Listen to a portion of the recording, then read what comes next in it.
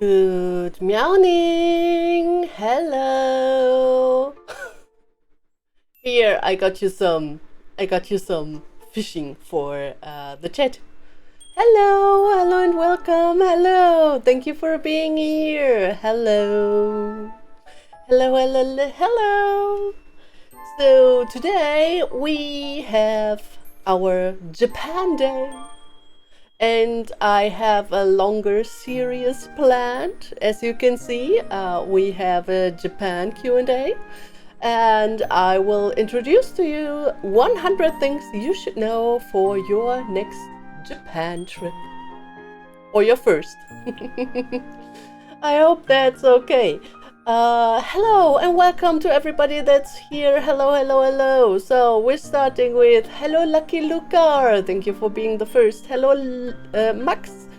Hello Lucy. Hello Doctor. Hello Captain Falco. Hello. Did I miss someone? Hello Super Sippy. Hello. Welcome. 100. How I'm gonna remember that all? I'm actually planning on making this also a video series for the YouTube channel, and shorts will be on TikTok and Instagram Reels. So yeah, we are planning stuff. I am planning stuff. Oh, Ninja, thank you for resubbing. Welcome to your 17th month. Thank you. Hello and welcome.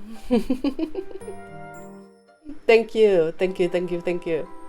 Yeah, we are doing a little bit of Japan stuff today, and I hope you like it. I hope we can gather some new Japan enthusiasts, and of course you are always welcome to ask questions if you want to. You're always welcome. First, before we start, I still have to do some announcements. So the first one is I have a really bad migraine since I think since Wednesday. So my head hurts a lot. But I wanted to stream because I love streaming. Maybe we won't be streaming so much today. I was aiming for 4 hours, but maybe it will only be 2. I will see. I already took some medicine, but my head is really hurting. So let's see how it goes. And hopefully I can entertain you very much. Yeah, head goes brr. I'm also sensing very much that I am not in my best mood. So hopefully we can get myself hyped up again.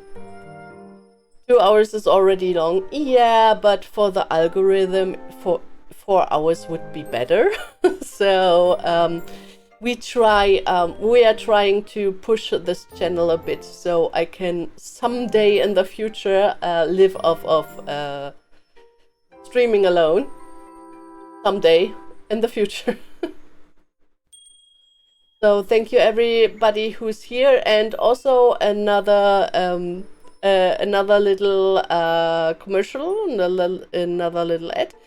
We are still looking for people playing Watchers of Realms for us to get some money. We are right now at $66. That's about 50 euros, which is already some money. Thank you very much. I need every cent. But if you have time to spare, the sponsorship is till the end of the month, till the 30th, or I'm not quite sure which date, but until the end of the month. So, oh, Tsuyuno, thank you so much for your resub. Good morning. Thank you for your 50th month. Yeah, so if you would like to support me, if you download the game using the link and play through all the story missions of the game, I will get some money and maybe even some gifted subs on the channel. So, but please don't feel pressed to do this. Um, just trying to motivate people. Okay, so I wanted to talk to you about Japan a bit. And I told you on Tuesday that I have a very stressful week. And it was stressful. I had migraines and I had meeting over meeting over meeting over meeting.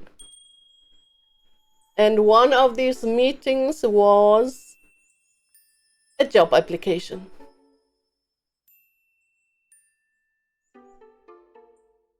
So, yeah, I might maybe have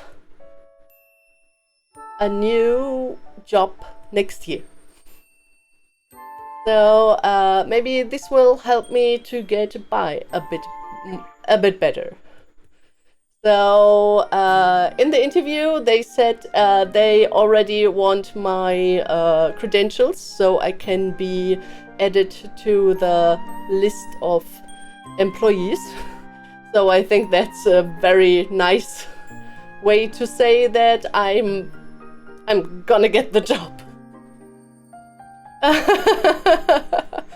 So, haven't gotten a contract yet, but all what was said in the interview pointed to me having the job.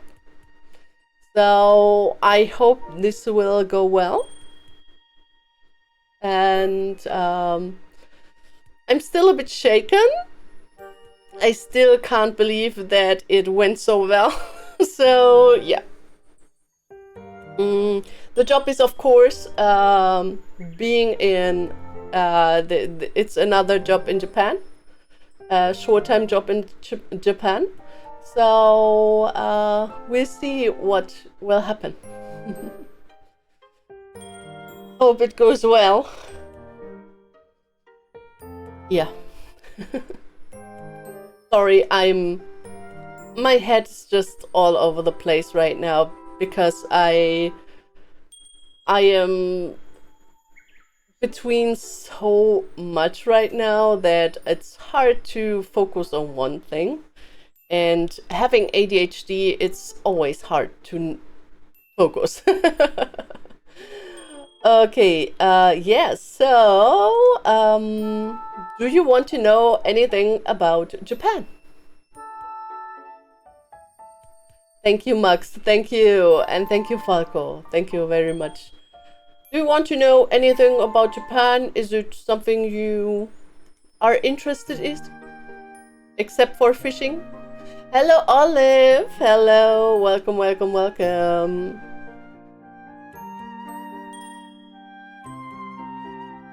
Do you want to know something about Japan, or should I play a game? I don't know. I have a question, but I may forgot again. Huh? Okay.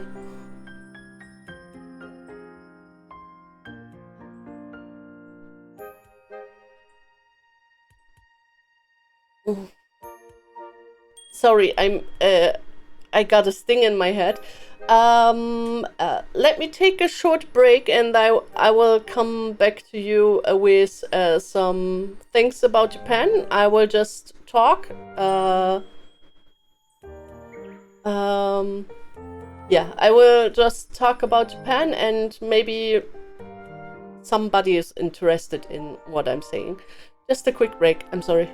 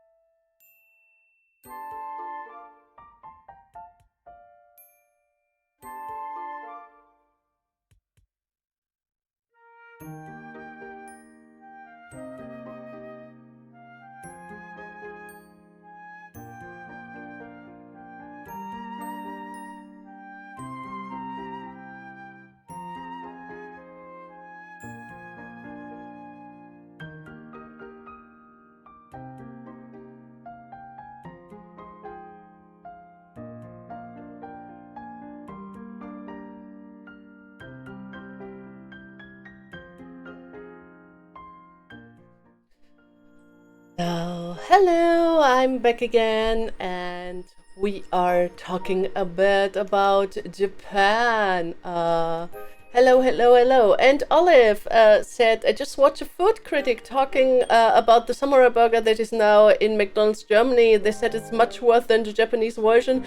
I don't think so. I actually compared both versions because I ate both versions, and it's not that much of a difference. One difference is that the meat in Germany is much more dry than the Japanese one. That is a problem, but you will not notice it if you have only eaten in Germany before. So that is okay. And the sauce and the onions and the cheese on it are quite the same. So it was bad in Japan, the samurai mac. It wasn't, except for foreigners, nobody was ordering the samurai mac. And it just hasn't gotten any better when it came to Germany. I don't think you could say that that is much worse than the Japanese version, as the Japanese version is not good to begin with. So yeah, the Japanese McDonald's, depending on where you are, has some better standards in for the burgers and stuff, but actually it's not so different to German.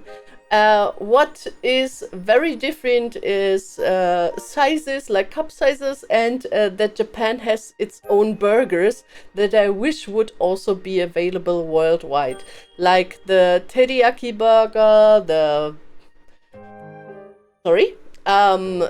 egg burgers that they have, the shrimp burger and stuff. So some of these are circling around in some events, but right now it's the samurai mac, and the samurai mac was tested in Japan beforehand, and it wasn't good in Japan. Just egg burgers, yeah, burgers with egg on it. It wasn't good in Japan in the first place. It didn't do so well in Japan in the first place. So I go to McDonald's a lot because it's easy, digestible food for me. And I ordered a samurai mac one time in a absolutely full capacity restaurant. And it was the only samurai mac order in the 2 hours that I was there. So yeah, there were other event burgers, and they were ordered much more often. First of all, samurai, if an English-speaking franchise uses Japanese words that are just promotion words like karaoke, samurai, or something like that, Japanese people tend to not like it very much, because it has this taste of foreigners trying to be Japanese. But this burger was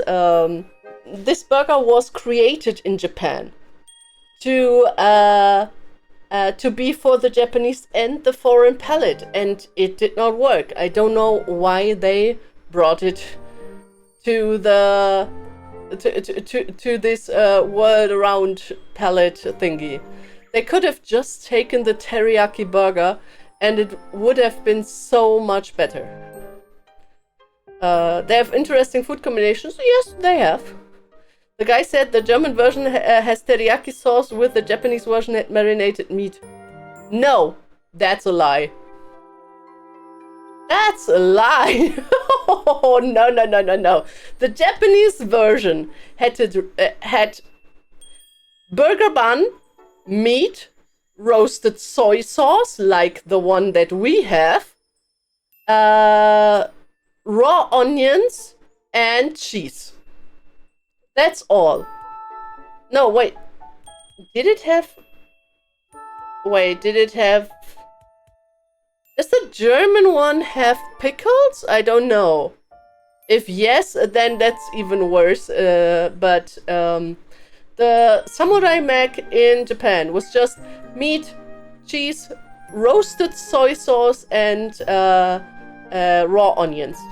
And the German version is exactly the same. It's meat, it's cheese, it's roasted soy sauce, which tastes a bit different because I think it has more conservation stuff inside, and raw onions. It is the same.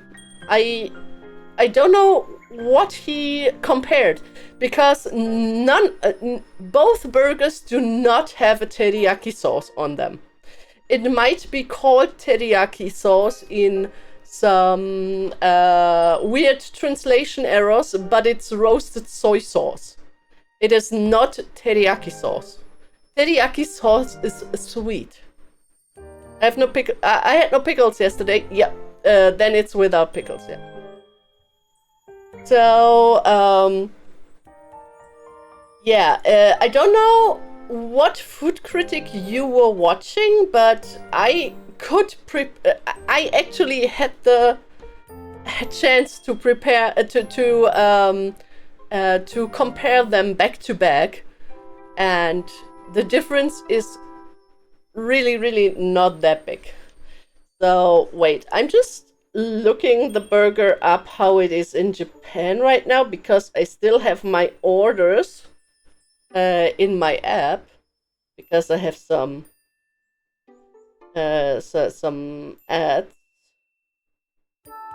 Okay. So can you still order this samurai mac? No, there is a new burger out right now. The zakukiri potato. Oh, it's something like the big rösti, but a bit different. So, ooh, thick beef and egg burger. No, the samurai mac isn't there anymore, but I can check my past orders. And in my past orders, it says roasted soy sauce. It says roasted soy sauce. It is not teriyaki sauce. It was on YouTube today. Well, maybe I can find it. Was it Marco? Who's Marco?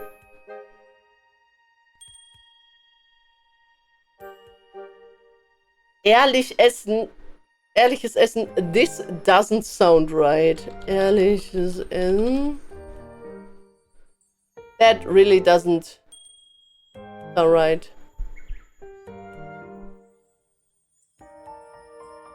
McDonald's Reinfall.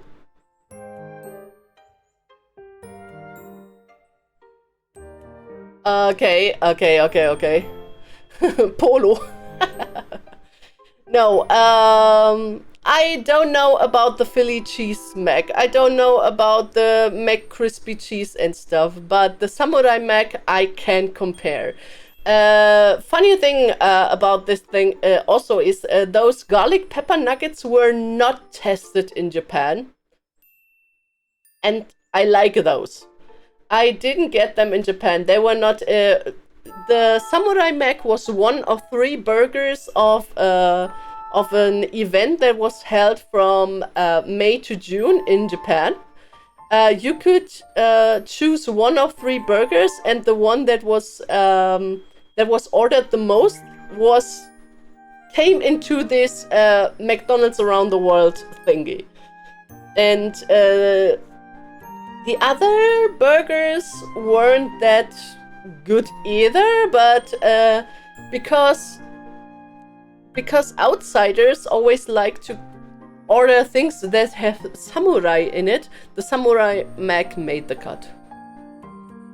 Also, I don't believe that many Germans ordered it. So he did not like it. Yeah, he looks like someone who just tries to find things not feasible for him, so he has a reason to post his videos on YouTube. So I'm not a fan of the samurai Mac, but it is not worse than the Japanese version. The Japanese version was exactly the same.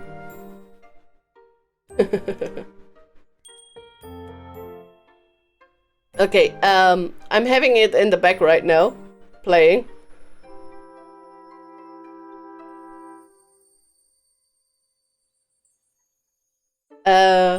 Okay, he's starting with McDonald's is bringing legendary burgers from around the world to Germany. That in itself is false. Every burger that has been chosen to be on the worldwide menu was an event burger that was created to be on this event. It is not a legendary burger. It has never been a legendary burger. The legendary burger from Japan is the teriyaki burger, the McTeriyaki, and they did not take it. So that's a false claim. Thank you for the lurk.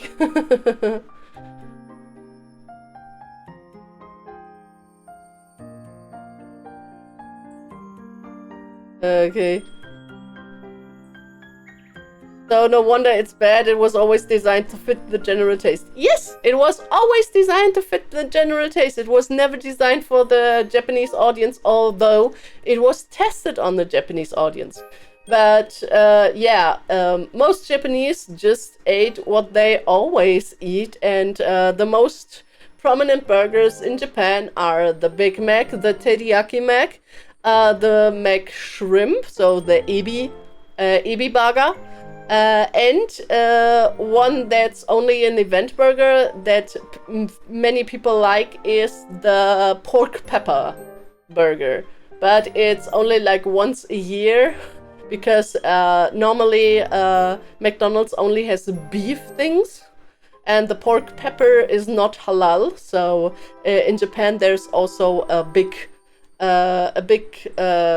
Muslim community, and they don't want to offend those and stuff, and yeah. But yeah, that's... I'm getting the X.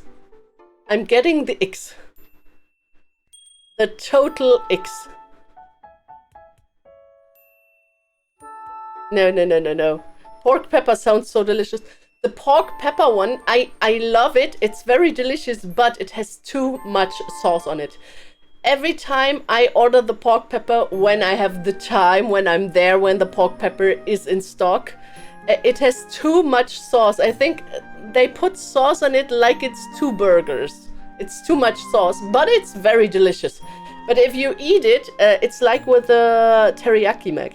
If you eat, while you eat it, you cannot stay clean because it's so much sauce. It's delicious, but it's so much sauce.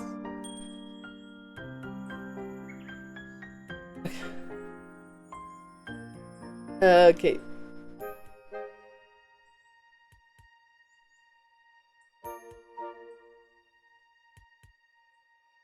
Okay.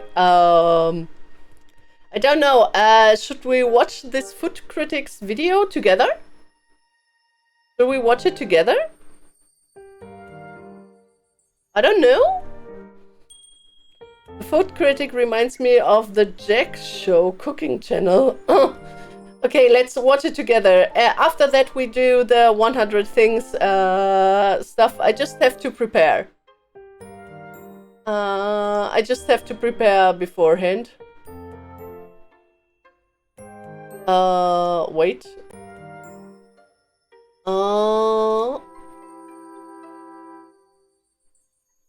I. Wait, where do I have my stuff? I need... Ah, there it is. Okay. So first I have to put it here. Then I have to put it here.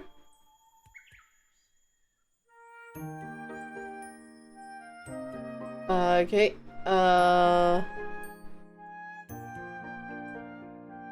Then I have to resize the whole shabam so it fits.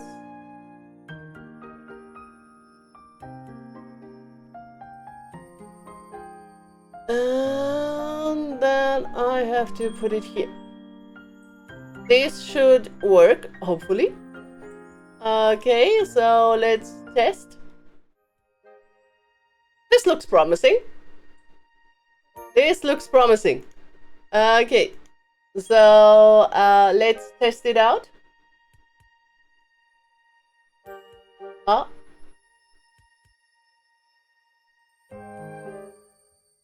Oh, okay. This, I have to do something.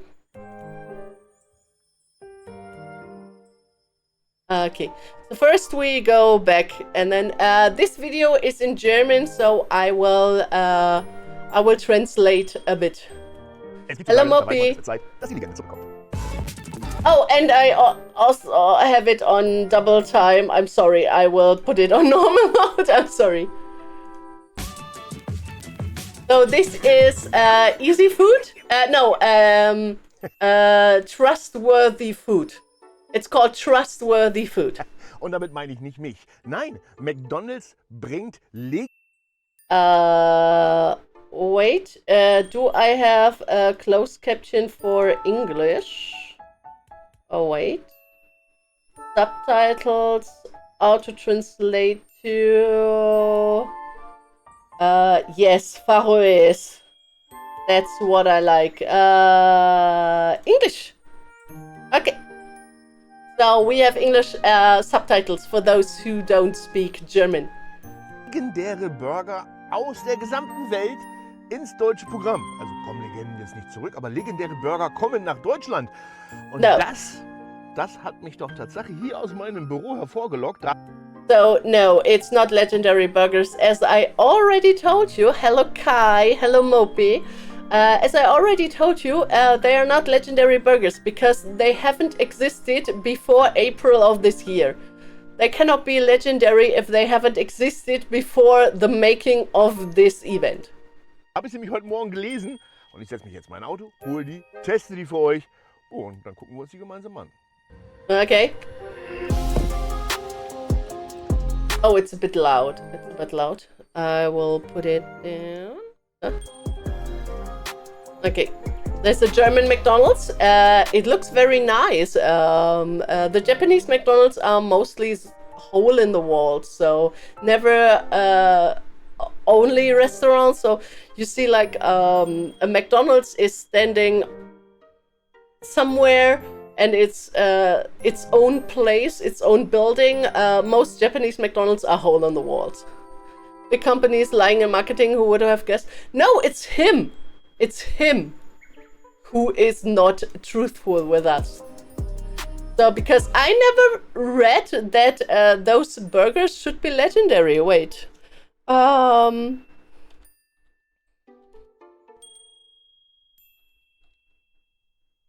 So, mit Mac ist um die Welt. Nantoka. Where is the...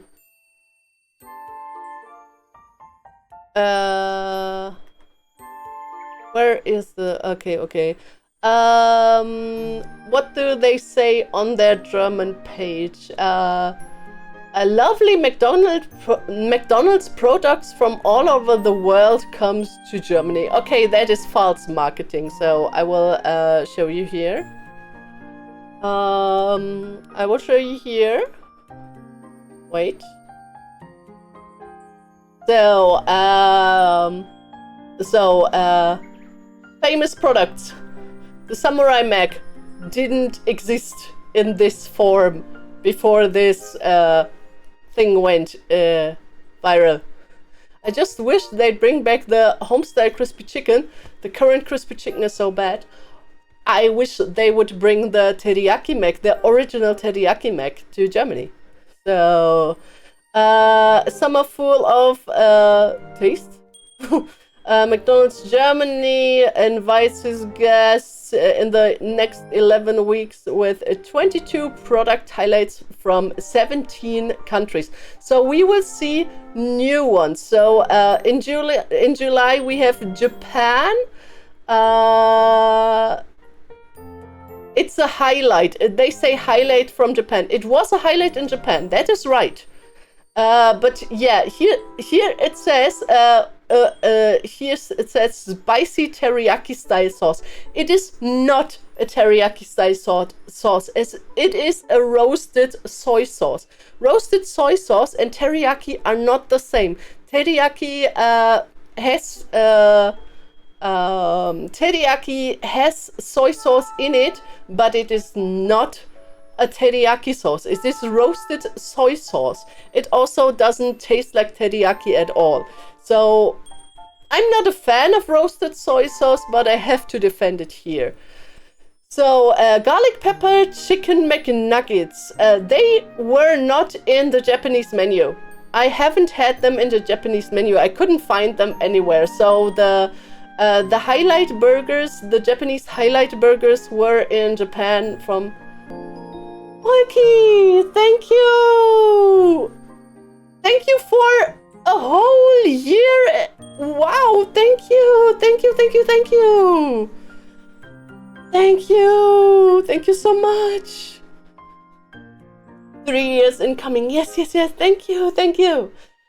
So I couldn't find the garlic pepper chicken McNuggets in Japan. I was in Japan from April to June. I was 3 months. I was in Japan and I ate at McDonald's a lot because sometimes when I'm working, I don't have time to go into a fancy restaurant. And so the Samurai Mac, I know it was there. I ate it. I tried it 2 different times at 2 different locations, once in Osaka and once in Kyoto. And it wasn't my kind of burger, but it tasted very similar to the burger that was in Japan. So yes, the garlic pepper chicken McNuggets, I like them. They are tasty. I know that they had garlic pepper fries. So they have shaka shaka fries. You can now get the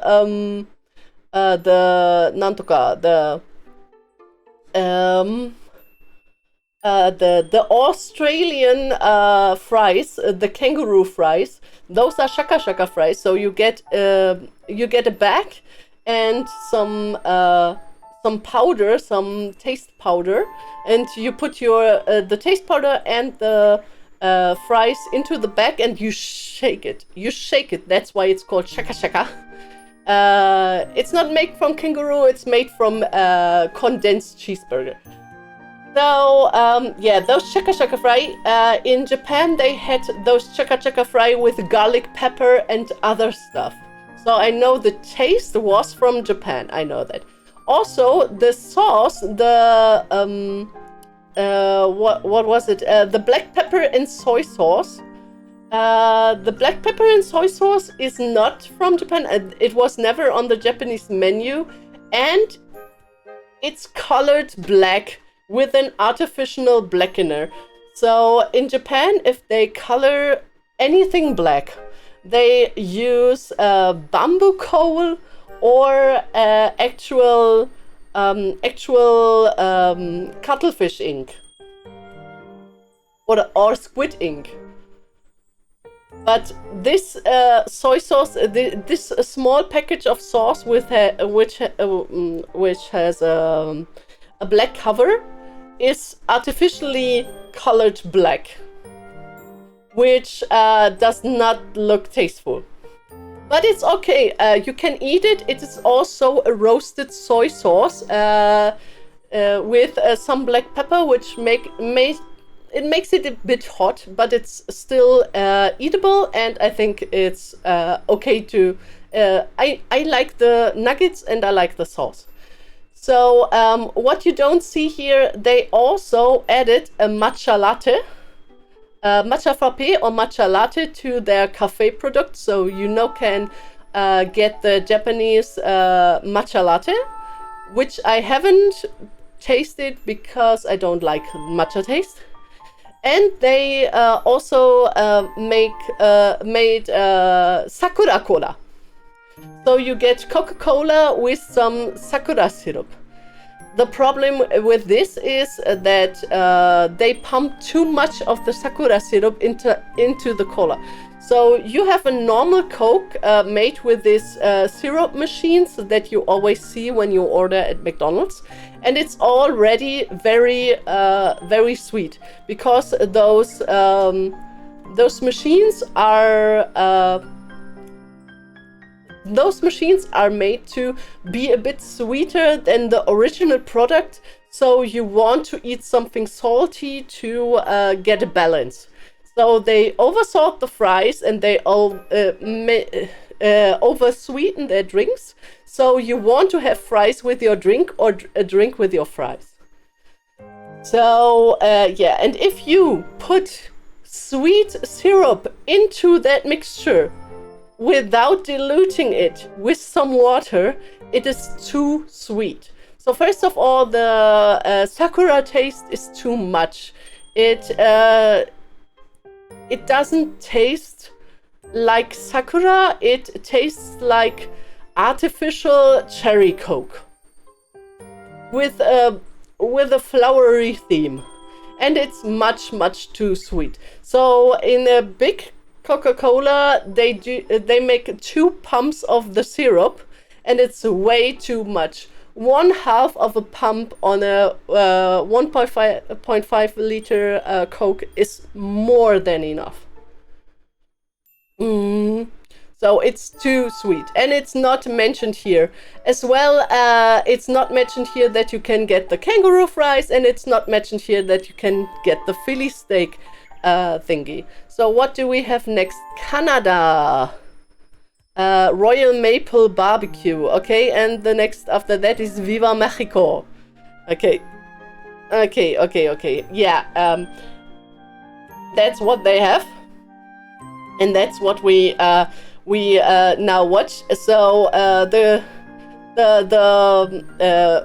the video is called McDonald's Failure. So let's see. Did you say Philly steak? Yeah, it's called the Philly cheese steak. It's called the Philly cheese steak, not steak. It's steak because they don't use real steak meat. It's the Philly steak, and it doesn't taste as good either. So no. And the McCrispy cheese and bacon, I haven't tried this one. I have no clue where it comes from. So the Philly cheese steak is from the UK, and I cannot see what this is from. Philly, very young horse. Oh, you mean this Philly? No, Philly cheesesteak is a common staple product from Philadelphia. Okay. So we have this one. I don't know from what country it is. And he doesn't order anything extra. He doesn't order the extra products. Also, there is another thing added, the Grimace Shake. The Grimace Shake is something that comes from America. It was tested in America last year, and people found it very tasteful. I think it tastes like artificial blueberry yogurt drink, and I think it's not that bad. So you can drink it, but I think one small shake is enough. Sind da, ab ins Büro und dann sehen wir uns die mal genau an.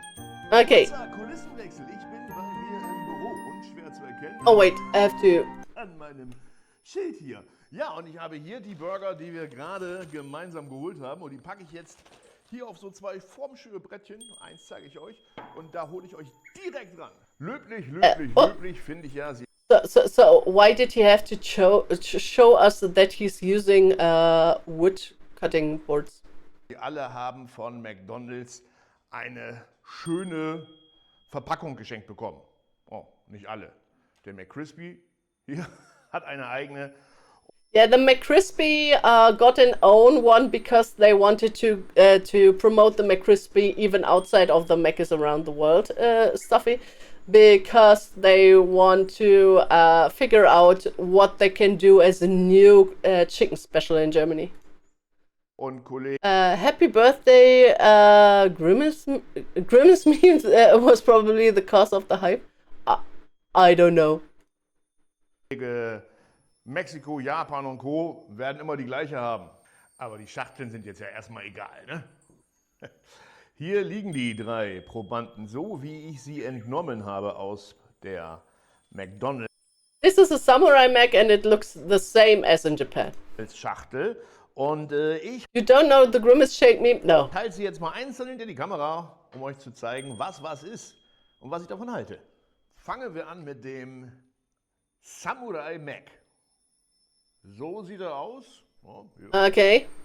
Man sieht auch hier ein bisschen was von der Soße. Und, ach komm, Wunderwerk der Technik. So soll er aussehen. Ja, okay, das ist ein kleiner Burger. Was mich aber so stutzig macht, so sieht er eigentlich in Japan. No, that's wrong. That's wrong. This is the bye-bye burger. This is the Samurai Mac bye-bye burger. Okay, he cannot read Japanese, so he didn't know it. In Japan, if you order anything after 5 p.m., you can make it double. So, this is the Samurai Mac in bye-bye mode. So if you order it after 5 p.m. in Japan, you can order the bye-bye Samurai Mac, which has double the cheese and double the meat. It costs about, I think, 50% more than the original burger, and you can do this with every burger. Wait, I will show you. Wait. You can do this with every burger in Japanese McDonald's. So this is if I should write McDonald's to show you what I mean. So okay, I will show you what I mean. So this is, if you see here, here's Japan Forward. He just picked the picture that he got from Japan Forward.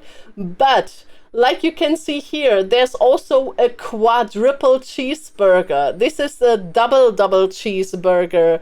Every burger, even this one. So I go to this site because this is McDonald's Japan. So we are at McDonald's Japan. Right now in Japan, it is what time? It is almost 7 p.m. Right now in Japan, it's almost 7 p.m. And you can see here, dinner from 5 p.m. Dinner from 5 p.m. and every burger is doubled. It's the buy burger menu. And you can do this. It is also for all the event burgers. Like here, the Zukugiri potato double thick beef, irresistible cheese pepper. Oh my god, I hate the name. But yeah, this is the event burger right now. So the Samurai Mac was closed down in June, and this is the new event burger in Japan. And even the event burger can be ordered with double beef. So, it's just the buy menu, the evening menu. So everything that you can order is buy, and those are the regular ones. Wait, I'm zooming for you. So, this is the dinner menu, but if you go to a regular restaurant, That's breakfast. These are the normal burgers that you can order. There is an exception for things with shrimp and stuff. So the limited time things with shrimp, egg, and some other stuffs might not get into the bye-bye menu, but everything with a beef normally gets the bye treatment. So, quadruple cheeseburger. Yeah, we got a quadruple cheeseburger, but only... this is the buy double cheeseburger. So you can already buy a double cheeseburger, and you can make the double cheeseburger double. It's the buy double cheeseburger. Buy in Japan means multiply. So multiply by 2 normally, but if you use another number while saying by, you are multiplying with that number. That's gonna be hungry, yes, but this is the multiply burger. And this is the teriyaki McBurger. This is the one I want to see in Germany. And it's not very pricey. You see 520 yen. This burger only costs €3.50 and it's already the buy version. If we go down here, the normal teriyaki burger is 400 yen. That's €2.80. So yes, that's Japanese McDonald's for you. So the image that he shows you is taken from a page that already had fake news on it. Ask if they deliver here, they don't deliver here. So he has the image from this side, I think. So he just put Samurai Mac into the thing. And the Samurai Mac here, this is the buy version. It is the Aburi version. So there are the buy versions that are only sold after 5 p.m. This is the Aburi version. Aburi versions are double versions that are sold at normal times. Almost arrives moldy and cold. No, McDonald's food doesn't mold. It's only cold and hard. There was a test about it. So, yeah. So, the Aburi shoyu fu daburu. Here, it's a daburu. This is daburu niku. So, you see, it's already the double burger. They have a commercial for the double version of the Samurai Mac. This is not the normal version of the Samurai Mac. So yeah, difference. Also, a thing that we should know when adapting McDonald's from other countries to Germany is that the Germans always reduce the meat in the products, because here in Germany we have food standards, and those food standards are way more expensive than in other countries. So beef is more expensive here. McDonald's uses a trick to cut low the costs. They don't buy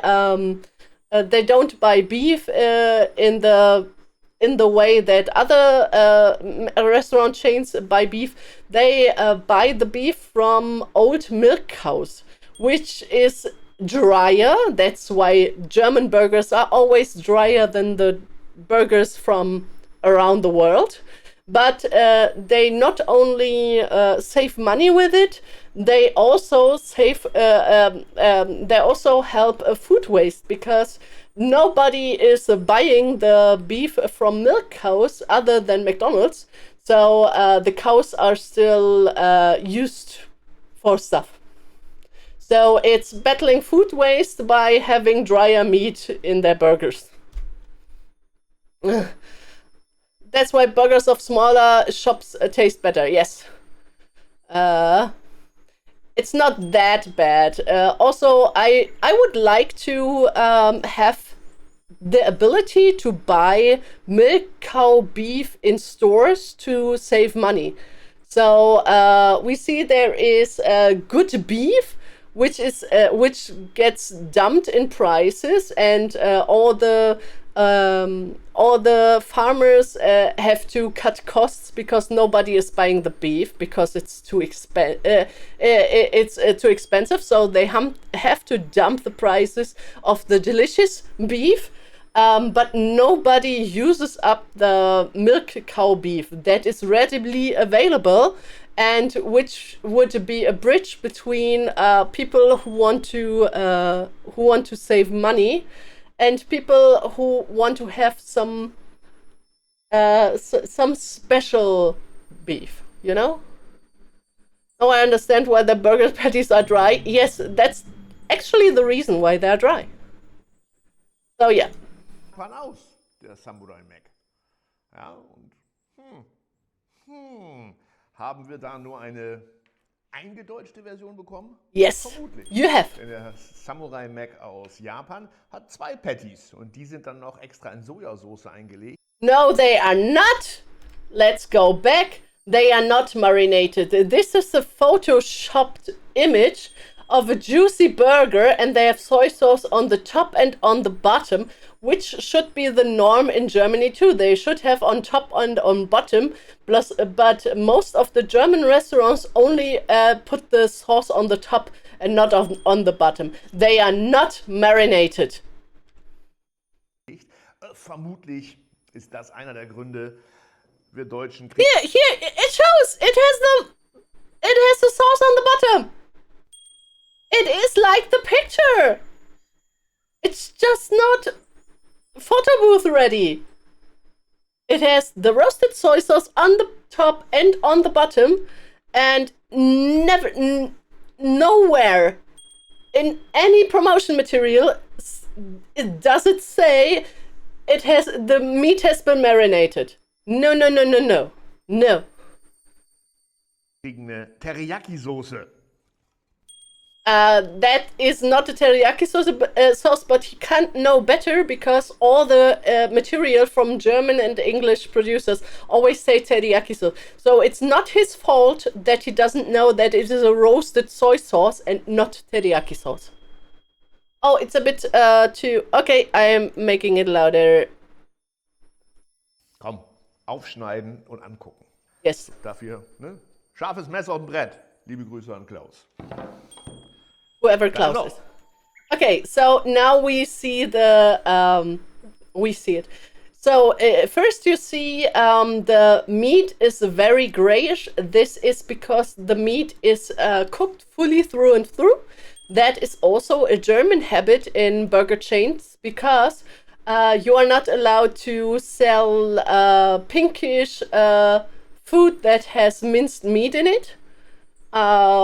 If you don't have, I think, a licensed cook or something, I don't know.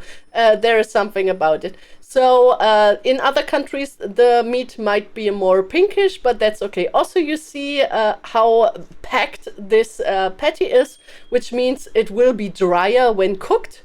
As I explained, it's from the milk cows, which is totally okay. Totally okay. I eat at McDonald's. I might not agree with everything that McDonald's does, but we are not here to just piss on other on people. We're not here for that. So looks weird but tastes good. Okay, a better video title: Uncultured Guy Reviews New McDonald's. I don't think he's uncultured. I think that he just tries to make the best of the information that he has. He tries to make the best of the information that he has, and he puts it in a way that makes it seem like he's an expert on the topic, which he is not, which is totally normal on YouTube. Everybody does this. Sometimes I do too. Sometimes I am expertly telling you stuff about things that I just wrote that I just read an hour ago, and I play myself as the big know-it-all. Everybody does that. Everybody as a content creator does that. Mettbrötchen. So yeah, what you also see, we have the bun. The bun in Germany is also different than in other countries because it is not made with as much conservation stuff inside. So the bread of the German McDonald's burgers is actually better than in other countries. Although for German standards, it's not called bread. Because you actually have to meet some criteria to be called bread. That's why Toastbrot in Germany has to be called Toastbrot because it's not real bread, it's toast. Yeah, Met is raw minced meat, yes. Less Konservierungsstoffe, yes. It means it can mold, yes. The bread of German McDonald's can mold, yes. So what we also see here is the layer of cheese. It is this processed cheese that all McDonald's shops work with. So you cannot change this. It's the same as in Japan. They also use this processed cheese. Then we have the roasted soy sauce on the bottom and on the top. We have more sauce here than we had in Japan, actually. In Japan, I had less sauce. And you see the raw onions that are inside. Japanese love onions in every way, shape, or form. So, yeah, that's okay. So, I think the Samurai Mac tries to be a very, I think, perverted version of a gyudon. So, a gyudon is a bowl of rice with some thinly sliced beef in it, which is cooked in a soy sauce with onions. So, and you can get a gyudon with cheese everywhere. So cheese is actually a very prominent, a very famous topping for gyudon. So I think this burger tries to be a very perverted version of a gyudon, of a beef bowl. Der Samurai Mac. Wir haben also diese Teriyaki-Soße, wir haben hier Käse, wir haben hier Zwiebeln und gucken wir mal. Why does it look so small in his hands? Is it because I'm a cat? It's only half a burger. I know that. I register that, but his hands are big. What? What? But is he 2 meters? 2 meters 10? Why are his hands so not big in a fat way, but big in a way that he's like a giant? My hands are even when I transform into a human, my hands are so small. What the freak?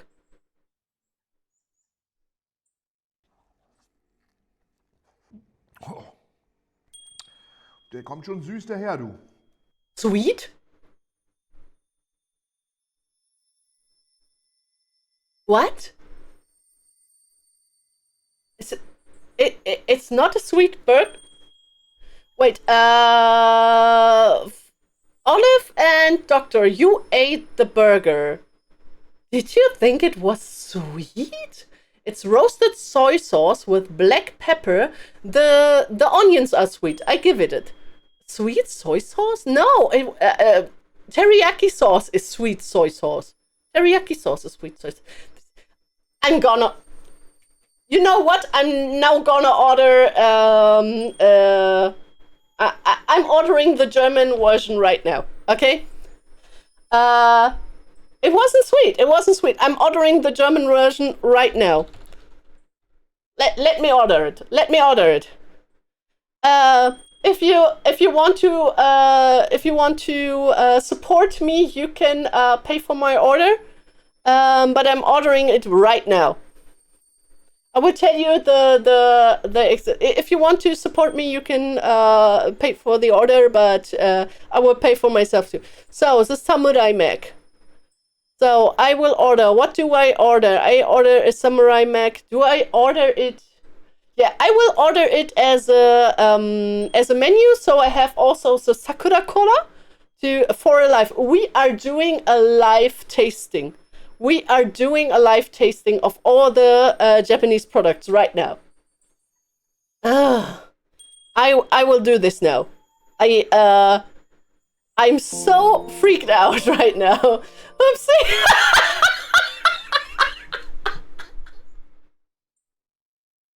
I'm saying. Thank you for the gifted subs for McDonald's.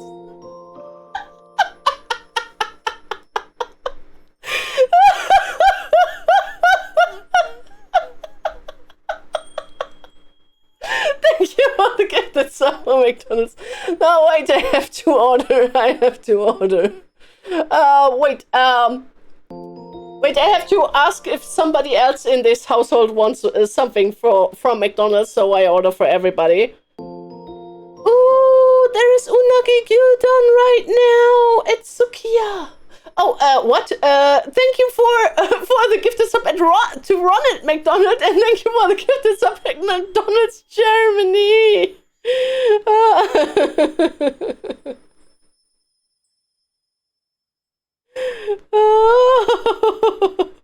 Wait, I have to ask the other people in my household right now. Give me 2 minutes. Give me 2 minutes. I will be back, and then we will order together. But I also have to order for everybody if I order something. Thank you, Hopsy, for the gifted sub for cute cat. Thank you so much. Oh god. 2 minutes. 2 minutes. I'm back in 2 minutes.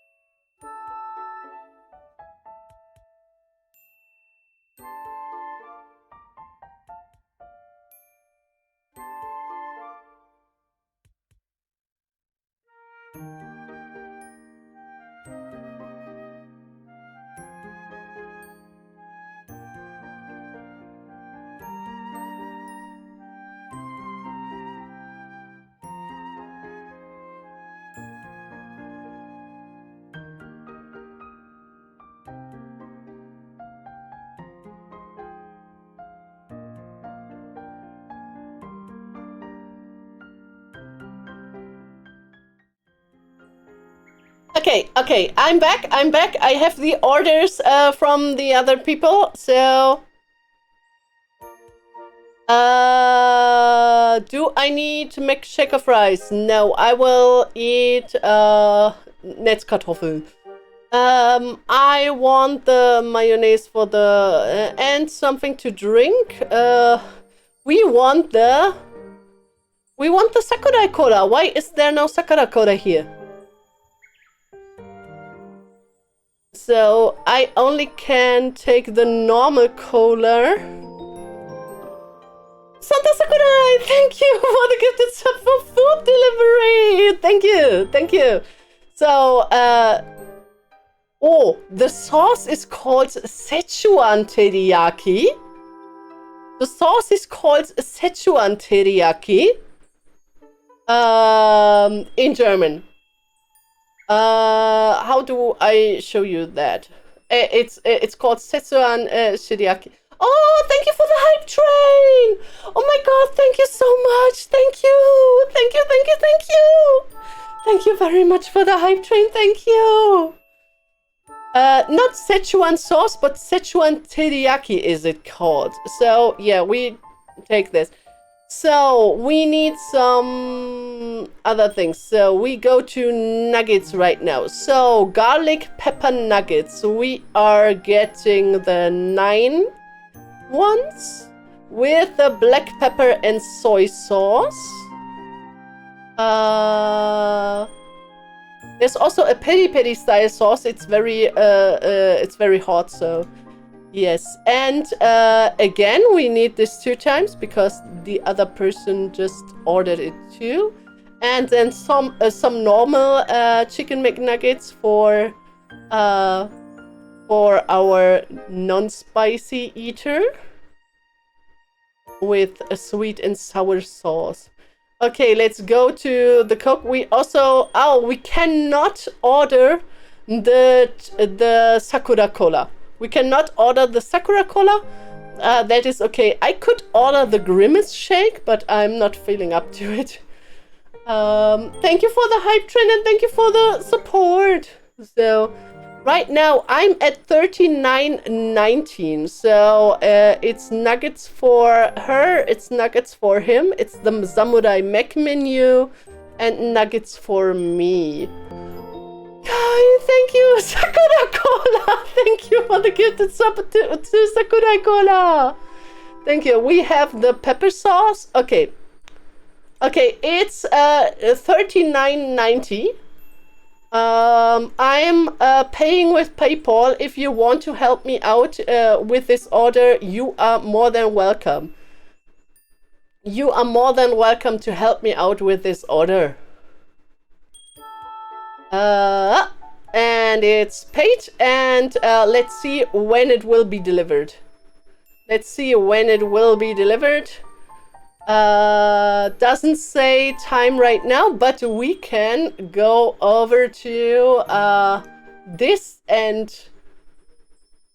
see what he has to say for the rest of the video. Thank you so much for the hype train, and thank you for your support, and thank you so much. Thank you. Thank you, thank you, thank you. Well, let's continue roasting this guy.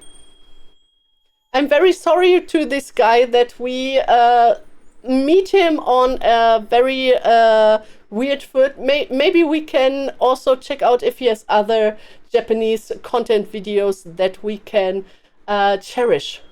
Because I'm not the enemy of content creators. I want them to have nice content with truth inside.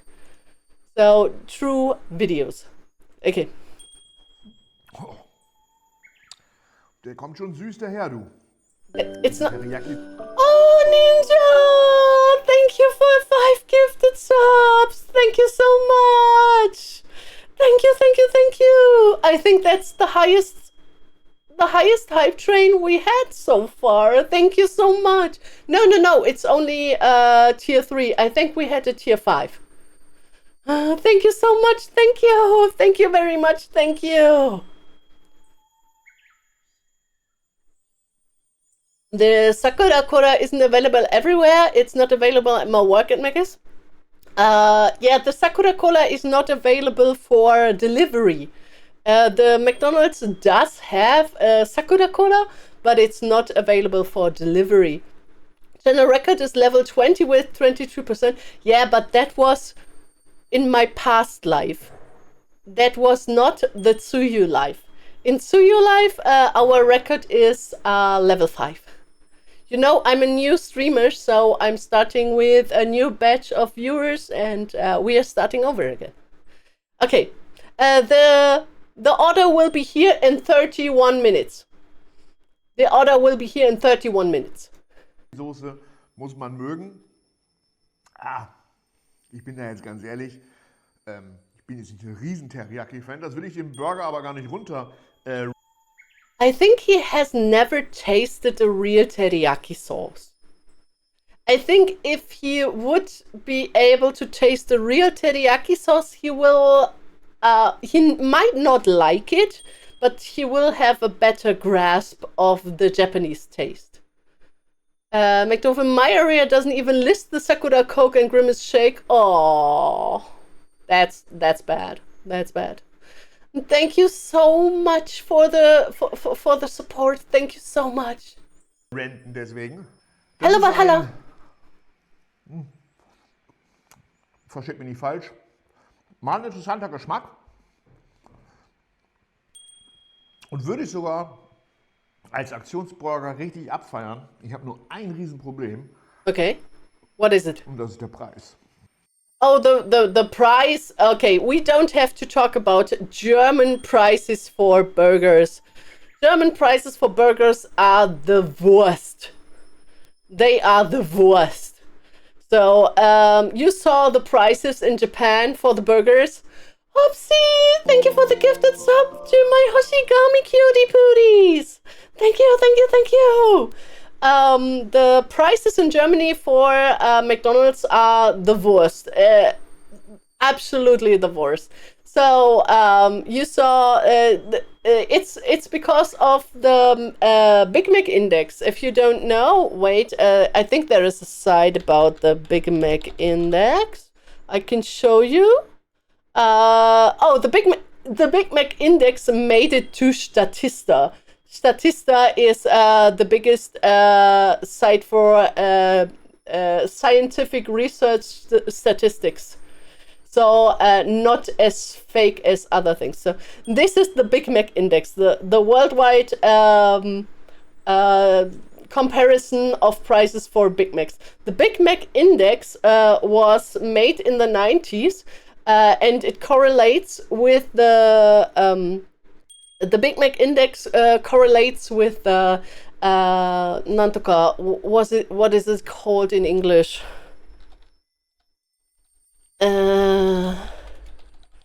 It's tied to the gross domestic income in the country. So this Switzerland has a very high index. And you see, it's normally always tied to the gross income, the domestic income. So, but there are actually some states which this does not apply to. Oopsie! Thank you for the gifted sub for Mimi Mate. Thank you so much. Thank you. So if you have never heard of the Big Mac Index, it is actually a very good indicator for the normal person to see if the country that you're visiting... Oopsie, thank you for the gifted sub, and Kai Sakurai. Thank you so much. Thank you. It's a very good indicator for the normal person if the country is doing good in gross domestic income. So the higher the price for a Big Mac, the higher the gross domestic income, which you can see Switzerland is on top. There are actually some places in the world which this is not the same for. So we have the USA is very big, is very high on this. So Great Britain and stuff. If we go here, Saudi Arabia. Some people say the Big Macs in Saudi Arabia are far too cheap for the income in Saudi Arabia. But it is the gross domestic income. It is not the income of some people in the upper class, because if you know anything about statistics always drop outliers in the statistic to get a gross median of the statistics. So if you have 10 people and 6 are getting $5 an hour, 2 are getting $3 an hour, 2 are getting $6 an hour, and 1 gets $30 an hour. They will cut away the $30 per hour person because it does not correlate with the majority of people that were in the statistic. So that's about statistics. So you can see there is a wide range. And if we scroll all the way down here, we have Japan. The gross domestic income in Japan is higher than in Brazil, than in Peru, than in Australia. But Japan doesn't normally Japan is not inside the Big Mac index because Japan uses their own their own measurements for the taxation and the pricing of delivery and restaurant food to determine the price of Japanese hamburgers. If they would follow the Big Mac index, McDonald's would be a very high-priced luxury restaurant in Japan. Because you can eat out in Japan for a very good penny. You don't have to be rich. Actually, most people in Japan that are in the working class eat out because they don't have the time, they don't have the energy to cook for themselves. So they have to drop the prices for eating out.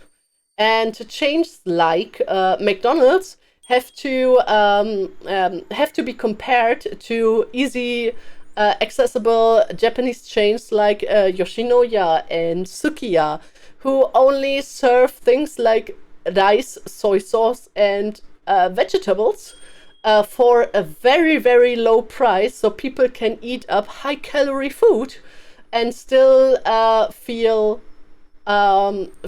as they have eaten something good. So yeah, Japan, not very high in the index, but normally if you go to a country and you see the price of a Big Mac, you should be able to see if the gross domestic income is higher or lower than your own country. Yeah, Germany is, I think Germany is Eurozone. Germany must be Eurozone. Because they all have the euro. The Eurozone is also a very different topic. The Big Mac in France is more pricey than the one in Germany, so they had to do a meridian of this already and put it in here. Hello, Jackson, and thank you for the hype train. Thank you so much. Thank you, thank you, thank you. And what? Okay, this is my emote that I got. Not the list. I want us on top it. No. I got a very nice emote. So yeah, this is from Statista. And this is the Big Mac Index. If you ever wanted to know about the Big Mac Index, you can read up on it. So back to heavy German burger prices. And let's check. The delivery is still 27 minutes, I think. Yeah. Burger an. Das ist jetzt, ohne dass er rausrutscht. Guckt euch den Burger mal an, ja? Also hier, Handfläche, Burger. Das ist jetzt wirklich kein Riesenburger. Oh, warte mal. Eben zur Kollegin rübergerannt und ein international anerkanntes Burger-Messgerät geholt. Und der halbe Burger hat hier einen Durchmesser. Das Bun ist bei 9,5 Zentimeter. That's the normal, the average size of a German burger bun. The patty is actually bigger than the standard patty in the buns, like cheeseburger and hamburger. Ding geprüft. 6,19 €. Yeah, that is €6.19. That's because of the German pricing for food in restaurants, and because of the gross domestic income. So yeah, we pay more than double for a burger that's made the same as in the country it originated from, even though we have ingredients that are lower priced.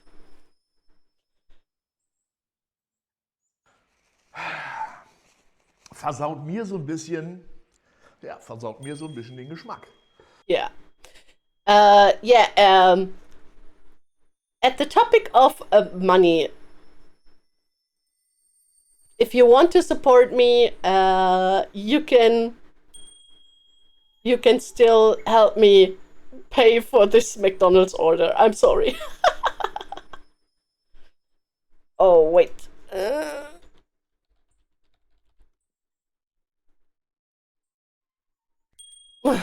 So.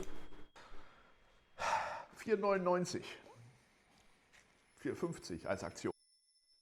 $4.99 was, I think, 12 years ago.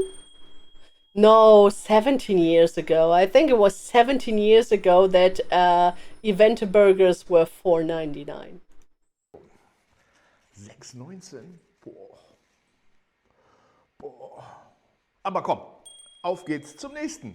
Kommen wir nun zum, wie heißt der? Ich habe hier meinen schlauen Zettel, wo ich immer mal reinkomme. Oh, I could have ordered this one too to try it out. Cheese Bacon. Der Name ist erklärend. Wir sehen Bacon.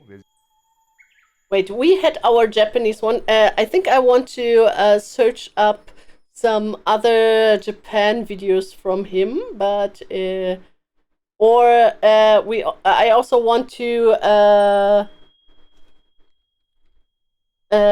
try and look up other things. Wagyu Farm in Brandenburg. Ooh, I could go there. KFC Chisa. Chicken pizza. Okay, no. EM Sandwich. Pizza Calzone. Oh, recipe Samurai Burger, McDonald's International. It's 4 years ago. Okay, I want to see the recipe.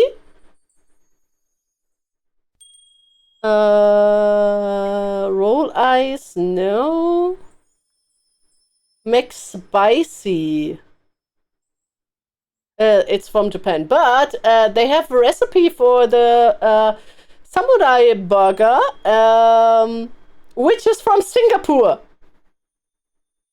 And which is marinated. This is the Singaporean one, and this photo is not the this photo is the teriyaki burger, the Bai teriyaki burger. The price is different in the Mc's. The two Nime cost $5.89 and $7.29. They're only, yeah, that's because McDonald's is a franchise in Germany, so everybody who has some money lying around can buy a McDonald's restaurant or can buy a license key and open up a McDonald's restaurant. And if you are a franchise taker, if you are a key buyer, then you can make your own pricing for everything. That's why it's different in different parts of Germany. There are only like 20 McDonald's that are still under the American hood, but most of the McDonald's, Burger King, Dunkin' Donuts, and so on and so forth are private investors. It's the same franchise taker, then they are stupid. Okay, so the Singaporean Samurai Burger, which looks like the teriyaki burger, as a recipe. What? I feel attacked. Macht so ein Samurai? Ne? Keine No. Ahnung. Aber nach dem Video weißt du, wie ein Samurai-Burger schmeckt. Hm? No, you won't. Gott, war das cringe. Yes, it was. Hier. I like that he got some Lucky Cats from a Chinese store in the background.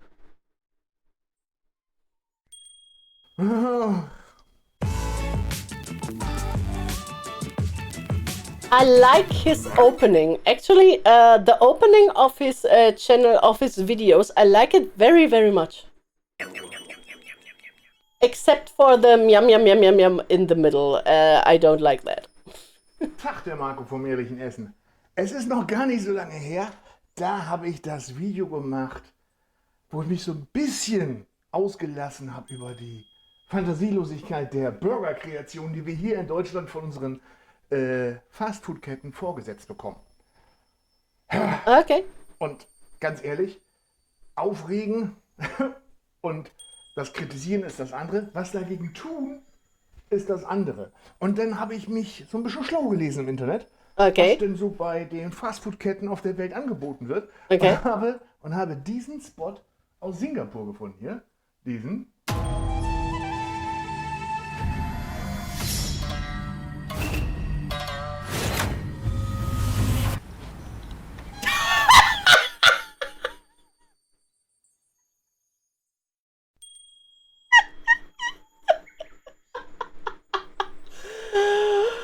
That is my humor.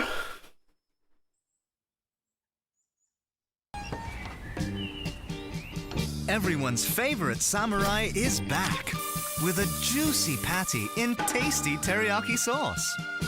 The samurai burger we all love. Now at McDonald's. Yes, this is a matcha dip McFlurry and seaweed shaker fries. This is a Japanese. This is actually a Japanese menu.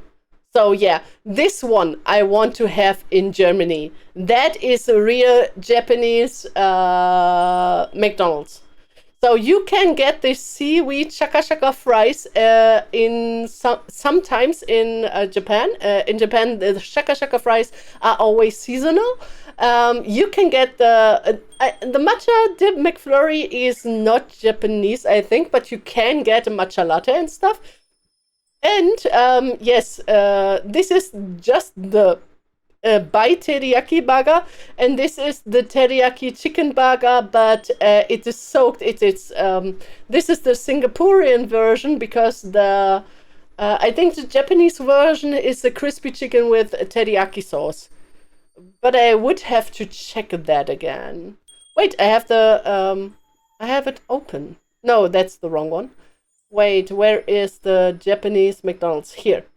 So, no, Bai teriyaki chicken, it's the same. You see? It's the same. So we have the Bai teriyaki burger and the normal teriyaki chicken in the Singaporean menu. So, yeah, that's what I want to see. Hello, Isato. Hello. So, yes. Ja. Why don't they do this in German? Singapur, der Samurai Burger. Den gibt es in der Version des Double Beef Samurai Burgers. Der Clip hat ja eigentlich alles gezeigt, wie es gemacht wird, ne? Aber ich möchte den probieren. Und jetzt spontan nach Singapur fliegen? Nee, geht gerade nicht. Deswegen machen wir den nach. Da hinten, da unten, bei mir in der Küche. Also quasi steigen wir jetzt ins Flugzeug so. I just want to inform you that my delivery, which was 31 minutes, 10 minutes ago, jumped to 27 minutes when I told you. Then it jumped down to 23 minutes, and now it jumped back up to 27 minutes. So if you ever want to know what it feels like to order McDonald's where I live, the McDonald's is 500 meters from my home. Yeah, so first thing we see here is the Fairtrade Original Japanische Teriyaki Sauce. This sauce is okay. It's not the best sauce I ever tasted, and not the best teriyaki sauce, but it is a very good teriyaki sauce for German supermarkets. So it's not as runny as the teriyaki sauces that you can buy from those other wannabe Asian brands. So I think that's okay. So we have normal beef patties here. I love it. And they have some lettuce here. I think this is also the one that they used originally on the burger. Sorry. Speaking of seaweed, I got a crispy seaweed snack. Ooh, yeah, I like them too. Ja, was soll ich sagen? Sehr überschaubar, ne? Oh, maybe, I don't know, but I think this is sponsored content. Die Zutaten für unseren Samurai-Burger. Wie man ja auch in der Werbung gesehen hat. Wir reden hier von 2 Beef Patties, 125 Gramm. So ein bisschen Lollo Biondo, ne? Angebersalat, eine Mayo. Ganz wichtig. Okay, the mayo in Japan is a bit different. It uses more egg than the mayo that you buy in Germany. So it uses more egg and it's a bit more savory, I think. But this should not be a problem because it still tastes good. Eine Teriyaki-Soße. Da ruhig mal hier ein bisschen Geld in die Hand nehmen. Ja, das muss schön dickflüssig sein, sieht man hier. Yes, wie sie läuft. it has to be thick. Ja, und so ein Hamburger. Oh, I forgot there is no closed caption here.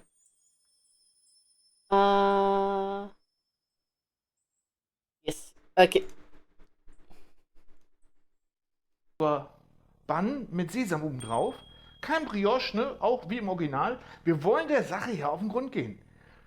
Manchmal sind es nicht die Menge an Zutaten, sondern wie es zusammengestellt ist. Ich bin selbst gespannt. Auf geht's. Meine Herzstufe 4 von 6. Wie immer. Pfanne drauf. 4 of 6. So it's middle heat. Middle heat. I think a burger should always be started on high heat, so you have this crispy flavor, and then baked out at a lower heat. But that's my opinion. Wir die beiden That's my opinion. Rindfleisch-Patties hier ein. Hervorragend. They are also high-class patties, so they don't taste like the Japanese ones. But you also have einmal flippen hier. High-class burgers in Japan. 3 Minuten waren das. Okay, now you see something that is a bit unfortunate because you are frying the inside the pan with some oil. The meat that was thinly pressed got convex. Convex. So the juices are dripping out, but there is not this crusty layer on it. To prevent this, you can actually, if you have the raw patties, you press a little dent into the middle of it, and then you put a little ice cube inside. You put a little ice cube inside that melts. That also makes the meat much juicier because it absorbs some of the water, but not all of the water. Most of the water evaporates, but it presses because it keeps the inner temperature of the patty cool. It doesn't get get this convex shape, and it browns thoroughly on the base. And then when it is browned, it doesn't change its form again, so you can flip it normally, and it will have a normal patty, patty form, and will be browned evenly on both sides. So yeah, that's for this. Jetzt zack. Nochmal 3.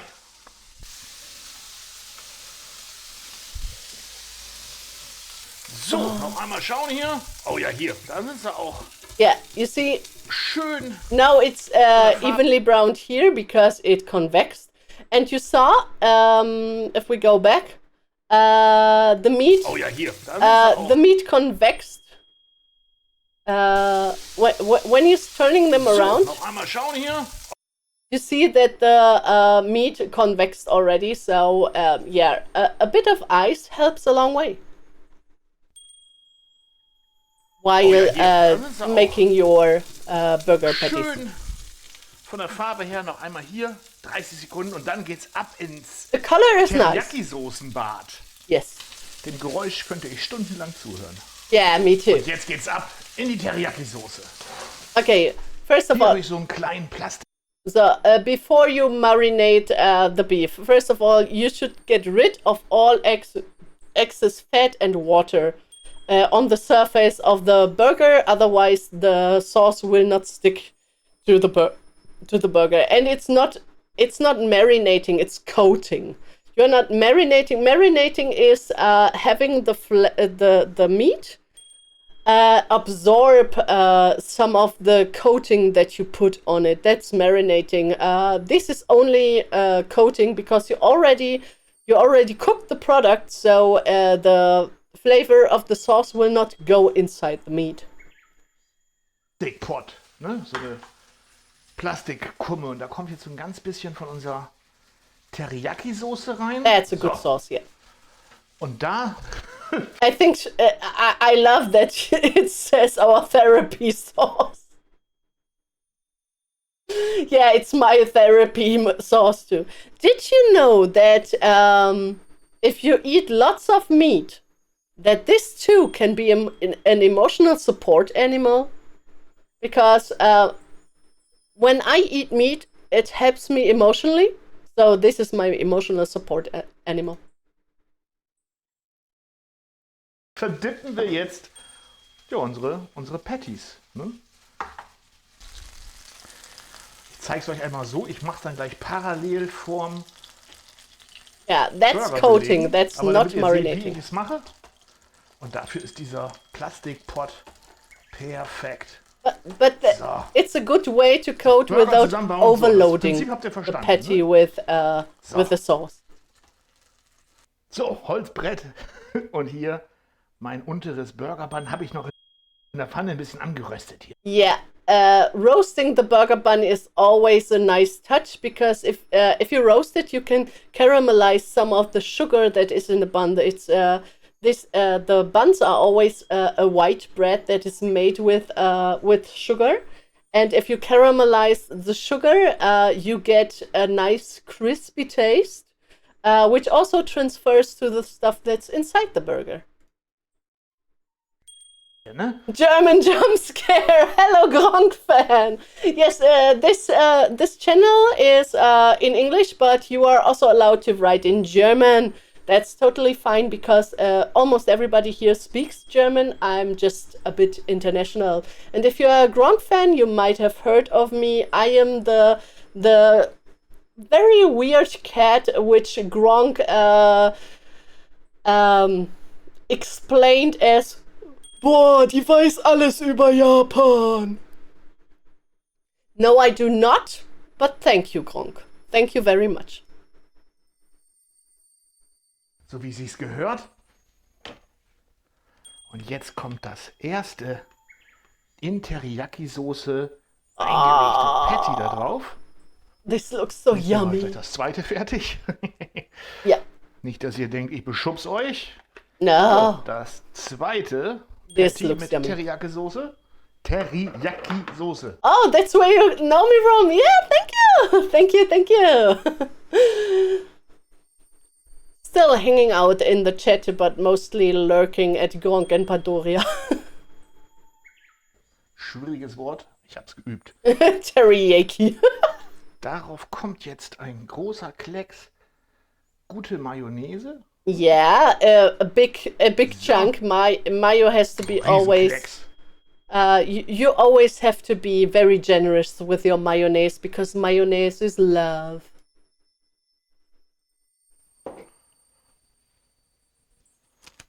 And now Und dann some alibi greens. ein bisschen von unserem Salat. Alibi greens. So. That's enough. That's enough. Deckel, auch leicht angeröstet. Yes. Drauf. Und fertig ist unser Samurai-Burger. Yeah. I think that would taste Schauen wir good. doch mal hier unseren Burger an. So, Rindfleisch, Mayo, Teriyaki, Salat. what is Toriani? Mario Toriani salad.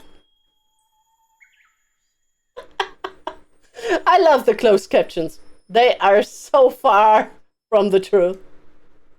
It's like subtitle churn. Burger Bun. Kein Salz und Pfeffer brauchen wir nicht, da das Fleisch ja, wie ihr gesehen habt, in der Teriyaki gebadet hat. Ich bin so mega gespannt. Yeah, please Okay. try it. So, dann kommt er doch mal angeflogen hier. Der Oh, the delivery is on 14 minutes right now. Burger. Aus Singapur. Dieser Teriyaki-Duft ist halt für meine Nase ungewohnt, ne? Aber sehr würzig. Ich freue mich tierisch drauf, das zu probieren. Ich habe nur tierisch Angst davor, dass ich mich sinnlos beklecker. Yeah, that's normal. Actually, for those who are interested, teriyaki sauce is the triple S sauce in Japan. So you use what do we do? We use two parts soy sauce, 2 parts sake, and 2 parts sugar, and I think some water also if you want to have it not as thick. But yeah, it's soy sauce, sake, and sugar. That's what's inside the teriyaki sauce, in a real teriyaki sauce. That's the base for most sauces. Weil er ist durch diese Teriyaki-Soße sowas von saftig hier. Da. Not only because of the sauce, but also because you put it from the frying pan directly into the sauce with all the meat juices and the fat. Müssen wir so ein bisschen aufpassen. Yeah, it's mal besser weg. therapy sauce. Therapy sauce. Mal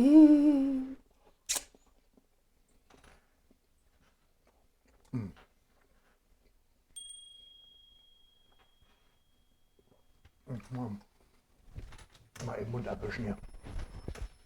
Okay. Ja. Es kann so einfach sein, ne? So you see here, he likes the teriyaki sauce. When we checked the video about the samurai mac from Germany, he didn't like it because it wasn't teriyaki Habt ihr sauce. gesehen? Das sind nicht viele Zutaten.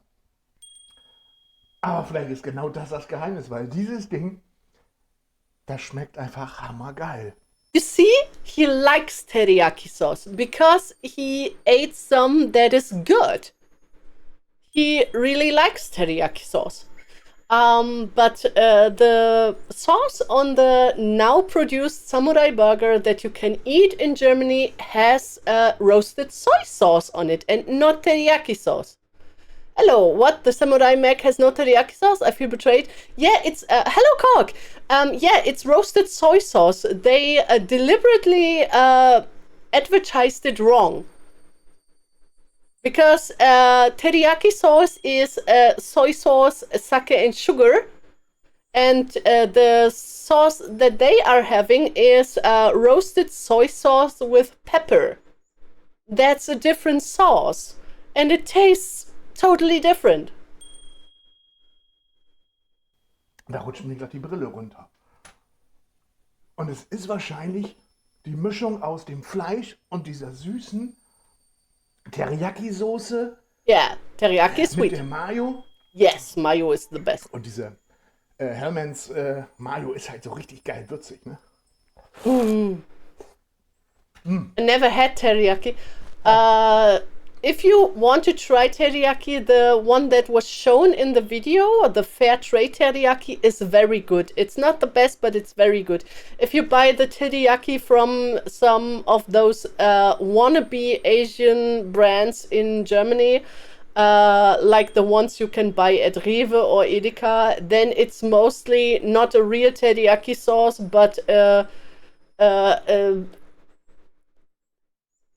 soy sauce, maybe with some sugar in it. I don't know. It's not teriyaki sauce. Da muss ich mir meinen Mund abwischen ständig, weil es so saftig ist. Von der Teriyaki-Soße, die halt drumherum schwimmt. Es ist mega. Yeah. So, I wanted to tell you 100 things before you go to Japan, and now we are discussing McDonald's. I'm so sorry. I am so sorry. We will get to the 100 points. Hammer. You see, it's hammer, hammer, hammer, hammer. Okay, McDonald's Samurai Burger Deutschland. So, is there any other person? Oh yeah, Food Love also tried the Samurai Burger. And he also tried the Samurai Burger because I'm waiting on my delivery. I'm waiting for the Samurai Burger to be delivered. So we watch some of the tests for the Samurai Mac. The burger I had yesterday had a sweet taste, whereas the dip sauce they offer as black pepper soy was different. Yeah, the black pepper soy sauce that they have as a dipping sauce is something different than the roasted soy sauce that is on the burger. And you also say it's sweet, but the one that I tasted the day before yesterday wasn't sweet. And it should not be sweet because it's roasted soy sauce and not teriyaki sauce. Morgens 9:30 in Deutschland hat manch einer noch sein Frühstückchen in Form von Knoppers. Hier ist 10:30, also eine Stunde später, aber jetzt gibt es auch schon Frühstück in Form der neuen McDonald's Reise um die Welt Produkte, die hier mit Phase 1 beginnen. Und ich bin hier und teste für euch. You say he's called Darius and he has vlogs for Japanese. Ooh, that also sounds nice. Schon mal ein paar Produkte. Wait, we also need closed captions again? Hauptsächlich die würzigen. Es gibt 3 neue Burger, Pommes und Nuggets, die ich mir hier holen werde. Und dann gibt es auch noch Süßkram und so weiter. Da gibt es dann vielleicht noch mal ein eigenes Video zu. Aber hier jetzt eben die Burger-Sachen. Und Maybe the McDonald's in Düsseldorf. Von verschiedenen Orten der Welt gibt es jetzt jeweils ein Produkt, was man dann hier kaufen kann. Also von verschiedenen McDonald's-Orten. My delivery should be here in 7 minutes. In der Welt, wo es mal so ein Produkt gab. Die gibt es jetzt hier. Und ich würde sagen, da gehen wir direkt mal rein. Ich habe vorbestellt, also ich habe quasi die Bestellung schon ausgelöst. 32 € habe ich bezahlt. Wow. Und was es dafür gab, das gucken wir uns gleich an. Okay, I paid more, but I had to feed 2 more people. Oh, aber sogar hier. Oh, it's Portugal. The chicken. The chicken one is Portugal. Keine Ahnung, was das hier sein soll. Those are squishmallows. Oh my god! I want this squishmallow! Oh, it looks like me! This one looks like me! I want this squishmallow! Oh my god! I want this! Keine Ahnung, was das hier sein soll. What is that big eye here? It's inside the restaurant. Wird hier sicherlich sein. Ich bin vielleicht der Erste, der die ganzen neuen I did not have a Bing in here. Weil ich ja jetzt direkt um 10:30 da war. Vorher konnte man nichts bestellen. Bin ich jetzt auch so Versuchskanickel. Die haben alle, also die werden natürlich angeleitet, wie sie das machen sollen, aber naja, mit der Zeit wird man es immer besser machen. Von daher hoffe ich, dass das gleich alles auch so ist, wie es sein soll. Aber ich bin guter Dinge. Cookie Dough Donut sieht auch nicht schlecht aus, habe ich euch auch schon mal vorgestellt. Blaubeermuffins sind übrigens super gut. Und das Ding habe ich euch auch schon mal vorgestellt, das ist der über 1000 Kalorien Kuchen. Oh Gott! Ich kann euch das Cheesecake. jetzt natürlich nicht zeigen, aber die stehen so ratlos vor meiner Bestellung, die ich inzwischen vor 13 Minuten aufgegeben habe. Mussten in die Tüte nochmal reingehen, die Sachen öffnen, angucken, mussten der Küche nochmal neue Anweisungen geben. Also scheint dann doch einiges nicht so zu laufen, wie es soll. 17 Minuten später ist es dann soweit.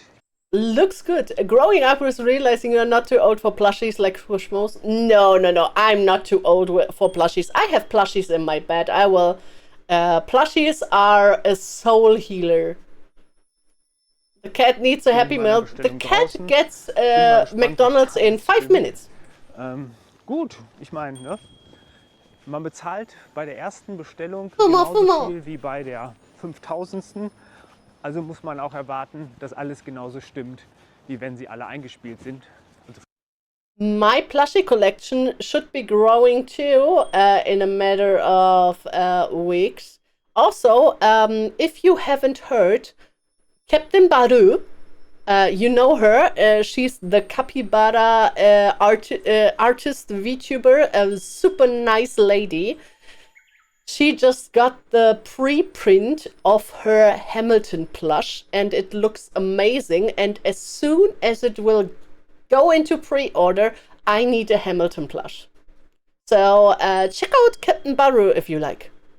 Versteht ihr, was ich meine? Man kann ja sagen, ja, ist noch alles neu. Ja, aber ich zahle auch keinen neuen Preis. Aber vielleicht stimmt ja auch alles, nur sicherlich ist es alles nicht mehr so hot, weil die Tüte, es fehlt jetzt... Hopsi, if you are there, can you make a shout out for Baru? Thank you. Eine Sache, die standen da schon 10 Minuten rum und auch nicht unter so einem Heizteil. Von daher, ja, Hamilton Peak Plush. Also wait for me ich hab, wie to gesagt, be a 3 plush. Burger, Pommes und Nuggets und ich werde euch dann zu jeweiligen Produkt etwas sagen. Fangen wir mal mit, oder kommen schon die Pommes unten raus. Oh. Das sind hier, glaube ich, die Nuggets. Wobei, das ist nicht so schlimm, wenn die nicht mehr ganz so heiß sind, weil die kamen, glaube ich, auch als letztes. Does he want to make this taste test in the parking lot? Soll man die nicht irgendwie schütteln? Wie soll ich das?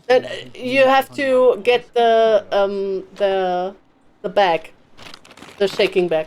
Verarschen oder was? You have to get the shaking bag. Du hast keine speziellen Pommes. You have to get the shaking bag. Alter, weiß gar nicht, wo du anfangen sollst. Thank you for the shout out.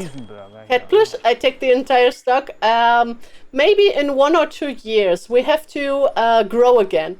We are still a sweet little beginner VTuber here on Twitch. We have to grow again, and if we grew enough, there shall be a plushie of Tsuyu. McCrispy, aber nicht irgendeiner, sondern einer, der why did it mit stop? Bacon daherkommt und Cheese. Okay. McCrispy kennen wir ja. Käse, dann noch mit so einer Käsesoße extra. Das war jetzt, glaube ich, der aus... Warte, England ist der Philly Cheesesteak, dann haben wir einen Samurai Burger aus Japan. Not Philly Cheesesteak, it's a Philly Cheese Stack. Der hier war, ich habe schon wieder vergessen, wo der, ich glaube Portugal vielleicht? Portugal. So sieht der jedenfalls aus. Ich sag euch gleich. You can wait, thank you. They were overwhelmed in Düsseldorf's main station yesterday, and they come and order the Sakura McFeast with Sprite, shaku shaku fries with cheeseburger powder, the powder they forgot, and the samurai burger. Yeah, they always forget the shaku shaku thingy, because some people just don't know that you have to put the shaku shaku envelope into the order. Also, wir haben Philly cheesesteak, horse meat is low fat. hier, das ist jetzt der sogenannte Bestellen, mal gucken hier, mit Mc's um die Welt. Das ist der McCrispy Cheese Bacon heißt der. Und zwar der ist aus, warum steht das jetzt hier nicht? Oh, Alter, wie nervig. Hier. Portugal. 17 Länder, 22 Highlights, grenzenloser Geschmack. Der kommt aus Portugal. McShaker Fries, Cheeseburger, ach, da müsste so Streupulver bei sein. Mal gucken, ob das da gleich irgendwo drin ist. Gar nicht so eine andere Packung. Netzkartoffeln gibt es auch. Wo ist denn jetzt der? Also die Übersicht ist ja hier echt für den Arsch. That's true. Trommelwirbel für einen weiteren internationalen McDonald's Liebling, der McCrispy Cheese Bacon. Zartschmelzender Cheese, krosser Bacon, alles nochmal getoppt mit cremigem Cheese Sauce und serviert im Potato Bun, sprich da ist Kartoffel drin im Brötchen. Have soll to halt taste besonders saftig sein. Hello, Ray. Das wollen wir jetzt mal sehen. Na dann, einfach mal voll rein. I like the Kartoffel buns. It looks tasty, but I think I would be missing some juice. Was direkt durchkommt, ist der Speck und die... Oh, my order is here. So. Yeah, okay. Price?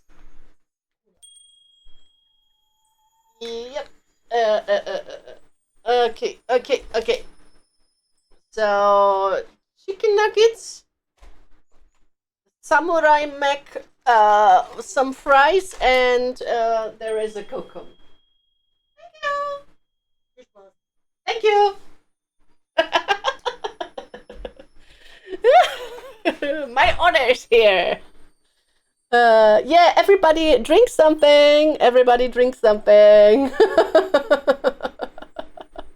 It looks dry like shoe leather. Yes, it is. McShaker fries also not available here. Oh no. Diese Okay. ziemlich trashige Käsesoße, die ich gar Okay, I would like to jump to the Samurai Mac. What's that? Is there a meme? Weil ich diesen künstlichen Cheese-Soßengeschmack nicht mag. This is cheese sauce. Guess what it's made out of? Sauce. Yeah, you're right, it's cheese.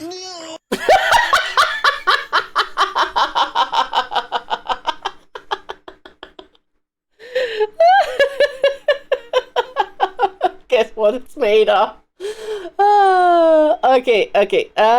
We go to the. Oh! He's eating the nuggets.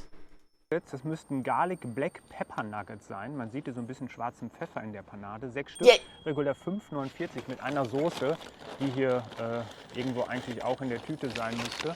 Yeah, it was on the fries. You had the sauce on the fries. Diese Würztüte habe ich noch nicht gefunden.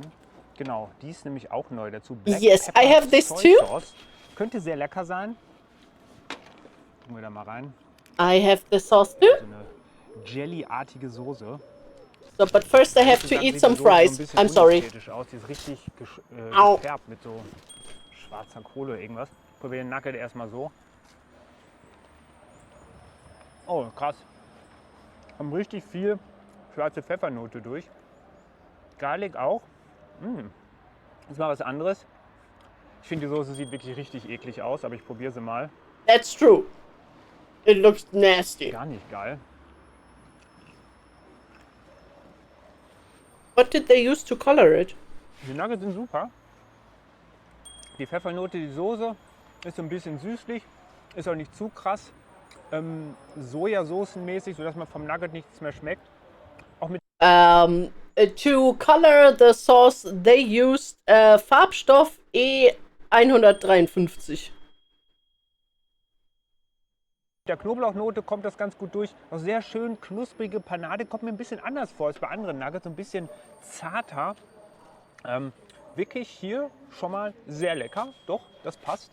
Kommen wir zum nächsten Burger. Oh, der sieht nach Samurai-Burger aus. Glaube ich zumindest. Ja, das sieht hier so nach Sojasauce, irgendeiner süßen Soße aus mit Käse. Why sweet? It's not sweet. Ein Fleischpatty. Der Soja ist ja sehr beliebt. Hier oben haben wir so irgendwie so Gedöns drauf. Gucken wir uns gleich an. Ich lese das gleich nochmal vor. Und Zwiebeln. Ästhetisch ist jetzt was anderes, ja, so von der Optik, aber ich glaube, der hat 5 Euro oder 6 Euro gekostet. Das ist natürlich eine bodenlose Unverschämtheit für das Teil. Am meisten freue ich mich auf diesen Philly Cheese Dingen. Es ist der Samurai Mac. Einmaliger Taste. Für diesen Burger wurde eine Ehrensache. Der Samurai Mac aus Japan kommt mit saftigem Rindfleischpatty. Ich habe übrigens auch schon mal McDonald's für euch live vor Ort in Japan getestet. Ich verlinke euch das Video mal. Oh. Mit saftigem Rindfleischpatty, geschnittenen Zwiebeln, einer Scheibe Cheese und Sesambun. Sesam. Aufgerüstet wird der Burger mit extra viel würziger Teriyaki-Style-Soße. This is not a teriyaki-style sauce. Guten Appetit. Ja, ach hier genau, Preis, ach sag ich gleich. Das ist immer ein anderes Menü bei McDonald's, so richtig räudig. Muss man immer so durchwechseln. Einmal kann man sich informieren, bei der anderen kannst du dann irgendwie dir den Preis angucken. Well, I'm going to eat. No, eat something. Thank you for dropping by, Grong Die fan. McDonald's Thank you. Brötchen unten, das ist nichts Besonderes. Das läuft einem fast schon die ganze Soße hier raus. Ew. What do you think? Oh, der ist geil. See, he likes it. But I still think that Haptig durch die Soße. there's something missing. Süßlich, ein bisschen säuerlich, klebrig von dem Zucker. Sehr lecker. Zwiebeln geben so ein bisschen Zwiebelnote dazu. Das Fleisch, das kennt man, das ist jetzt nichts Besonderes.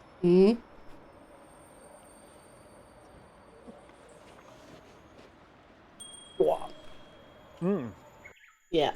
So, wait. Let's go over to the chat. So, I have my own burger right now. I have my own burger. So, I'm pulling up the bun and now I'm just tasting the sauce. Teriyaki style sauce, not teriyaki sauce. Yeah, but teriyaki style means that it has something to do with the teriyaki. So, they need the same ingredients, but they're not measured the same, maybe. So, the ingredients to call it teriyaki sauce are soy sauce, sake, and sugar. Also, in Japan, it's it's advertised as a roasted soy sauce, so yeah. So I'm now putting my furry finger into the sauce and try it.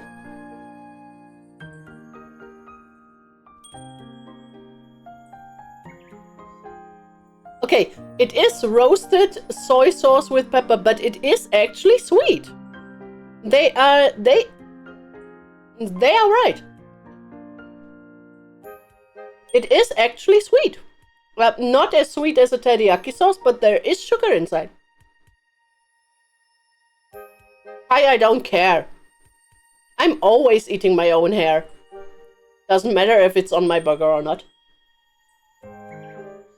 It is actually sweet. So yeah, I have to bite into the burger now. Sadly, I cannot put this on my tax stuffy. So, okay, biting into the burger. Oh.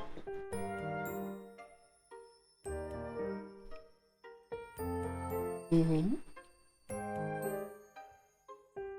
Mm-hmm. Hi, Kizuka. Are you flying yourself or do you want to go anywhere?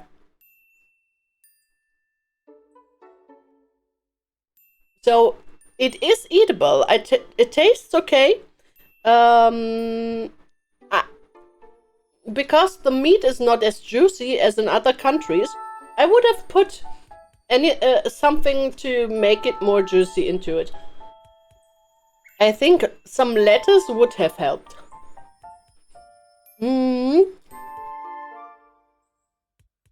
I think some lettuce would have helped. Yeah. So, and now we go to the garlic pepper chicken nuggets. So, you could get those as shaka fries, as shaker fries in Japan. So first, without the sauce.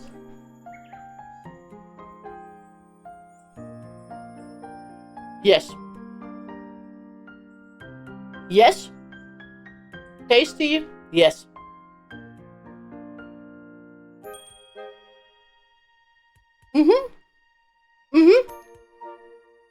Hello, Nikuoji. Yes. So now we take the sauce, which is made with plant chockerel, which was kindly researched by the chat. Okay, some of the black sauce, it really looks nasty. I'm sorry. But how does it taste?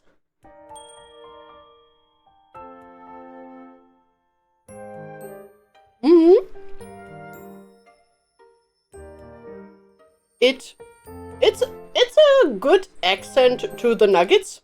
I like it very much.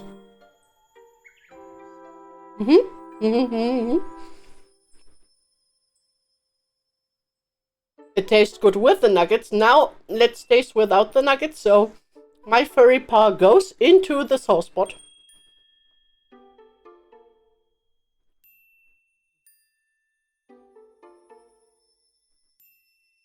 Wait, is it the same sauce as on the burger? I have to check. Is it the same sauce?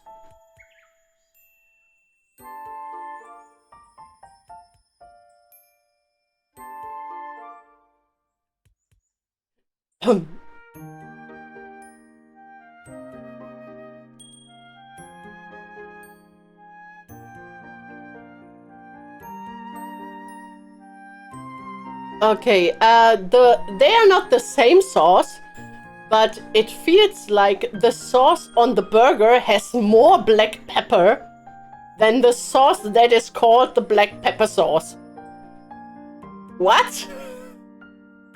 So the burger one has more pepper than the sauce for the nuggets. Counter-Strike sauce. Have to do some stuff. Nice weekend to you too, Ninja Donut. Thank you for dropping by. It's not the same sauce. I think the black one is sweeter and has less pepper in it than the one on the burger. They are not the same sauce, but they clearly have been in some part of the process. So yeah, I will now make a quick break and eat up my stuff, and then we will go back to Japan and actually start with the 100 things you should know before you go to Japan. After now 2 hours of checking out the Samurai Mac at the German McDonald's, we are going to go about things you should know before you go to Japan. Siblings in sauce rather than in... Yeah, they're siblings in sauce. Okay, just a quick break. We see each other in like 10 minutes or so. See you soon.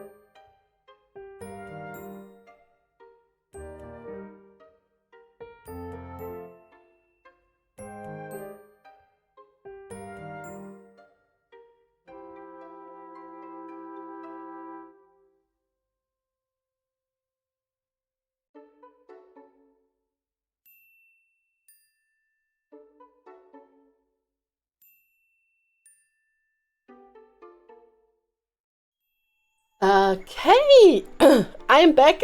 My mouth is still burning because the black pepper garlic nuggets are a bit spicy, but it's the spiciness that I still can can endure. Hello and welcome back. Hello, hello, hello. We are now about to go through some of the points of my list of 100 things you should know before you go to Japan.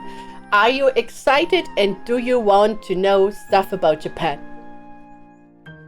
The flavor of the Sakura McFizz with Sprite tasted like my grandmother's soap dish smelled. Yeah, the Sakura one. Coke! Thank you! 100 bits you should have before you go to Japan. Thank you, thank you. Thank you for the 100 bits, thank you. I ate the Japan burger from Mc's too yesterday. I hope you liked it, although it's not the best burger from Japan. We all wait for the real teriyaki burger from Japan to come to Germany. These t-shirts? Okay. So, let's start with the first one. Yeah. So, the first thing you should know about Japan. I'm actually not going to have this all in the order that I wanted to have because I'm still not done organizing, but there are some things I want to talk to you about today, and it's things you do you should consider before booking your flight. Things you should consider before booking your flight. That's it. So before you book your flight, you have to consider the Japanese climate, Japan's climate. That is something you should actually consider before going there. Hi! Thank you. Thank you for your gifted sub to Nico Oji. Thank you, thank you, thank you. So, when going to Japan, you have to be very careful. Because Japan itself is from its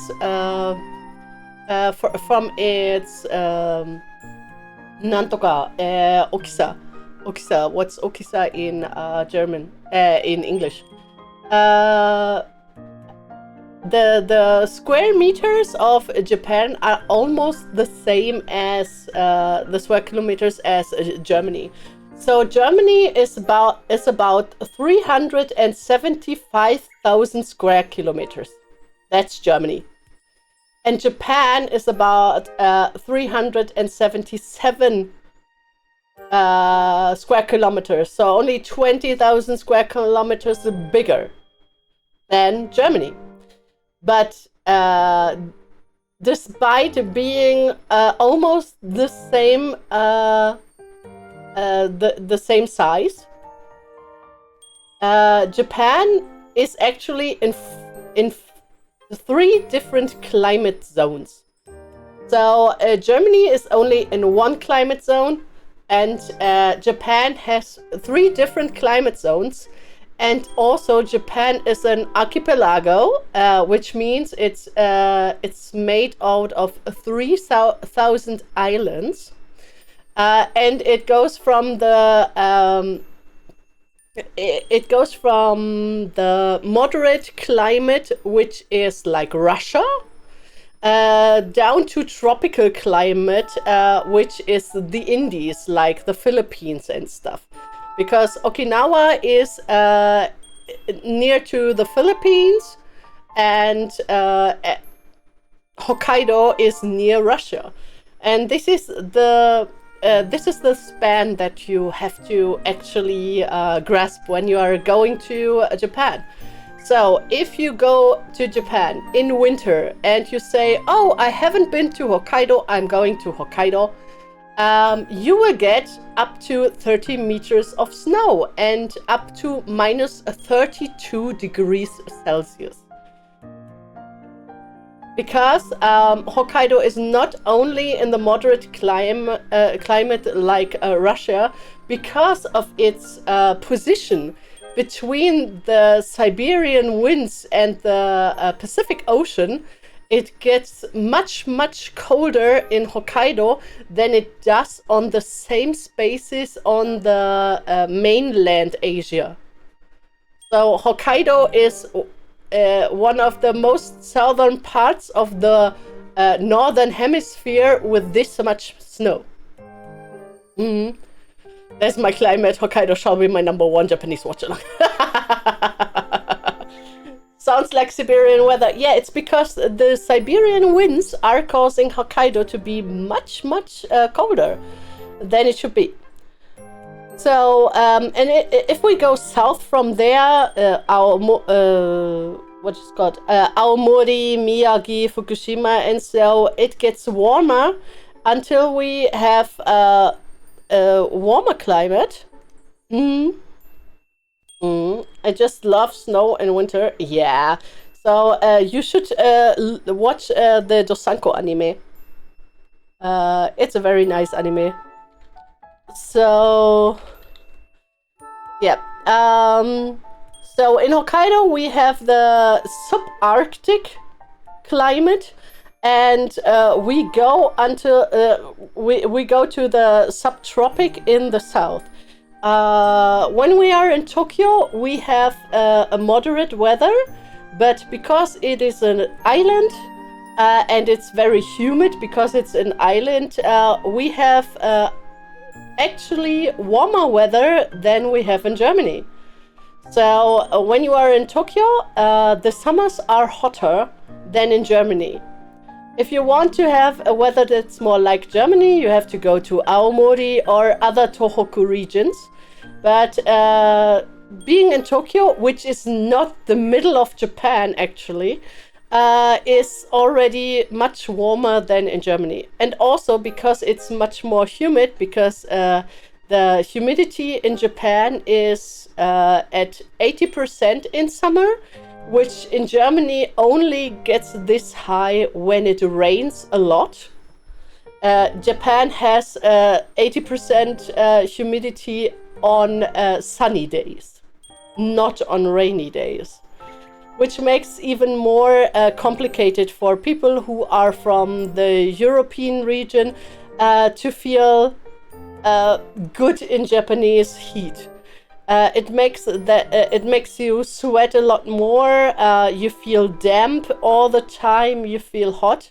Also, there is constant heat wave warnings for the region in the summer. And in winter, you don't get snow, but it will be very cold because Japanese houses are not as insulated as European ones. The Japanese houses are very, very badly insulated, which means that in summer you have to have your aircon, otherwise you will get a heat stroke in your own apartment.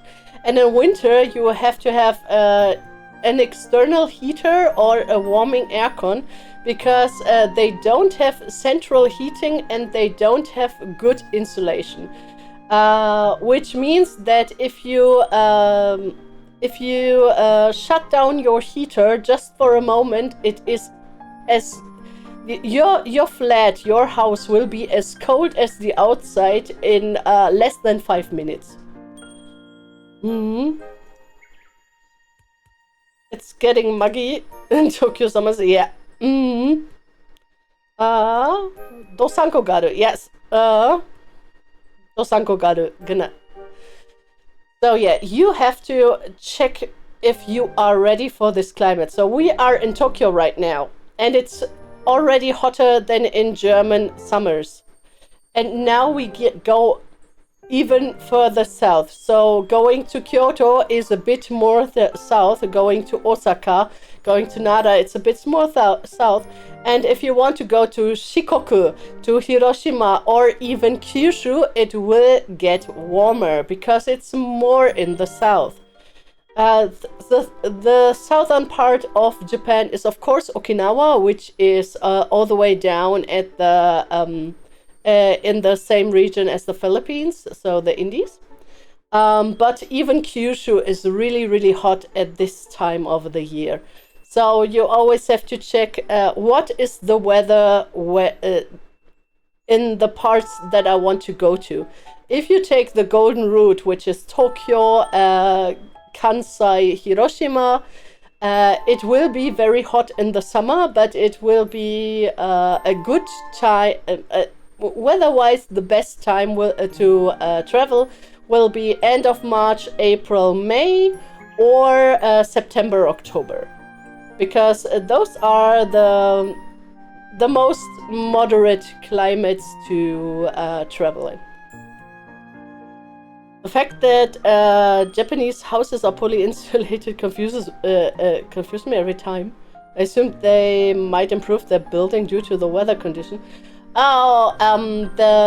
They are used to the heat, and the insulation progress in the medieval times was that they just built more corridors around the rooms.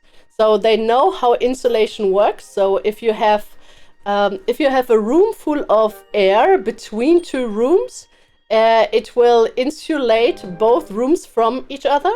So that's why in Japanese houses they have if they have a room, it will always be surrounded by a corridor before the next room is attached to insulate.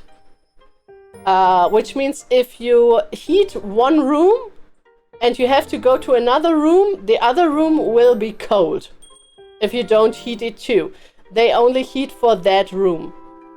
That's the insulation they had, and that's the insulation they were building on.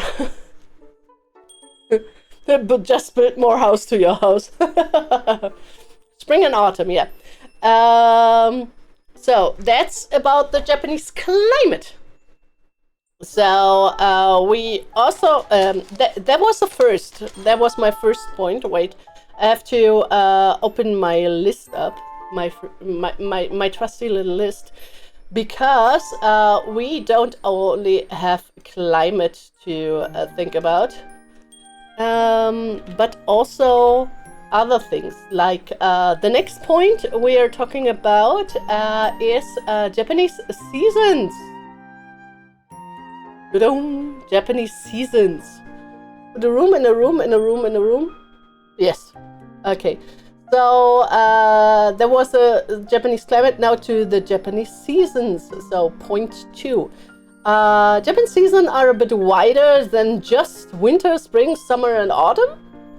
So winter is mostly cold and a time to do cleaning. So the winter is December and February. So when spring comes, there are warmer temperatures and blooming flowers. So spring begins with the hanami, with the flower view season, which starts with the blooming of the plums in March and ends with the falling of the sakura in late April. The rest of the time is spring, so May is spring.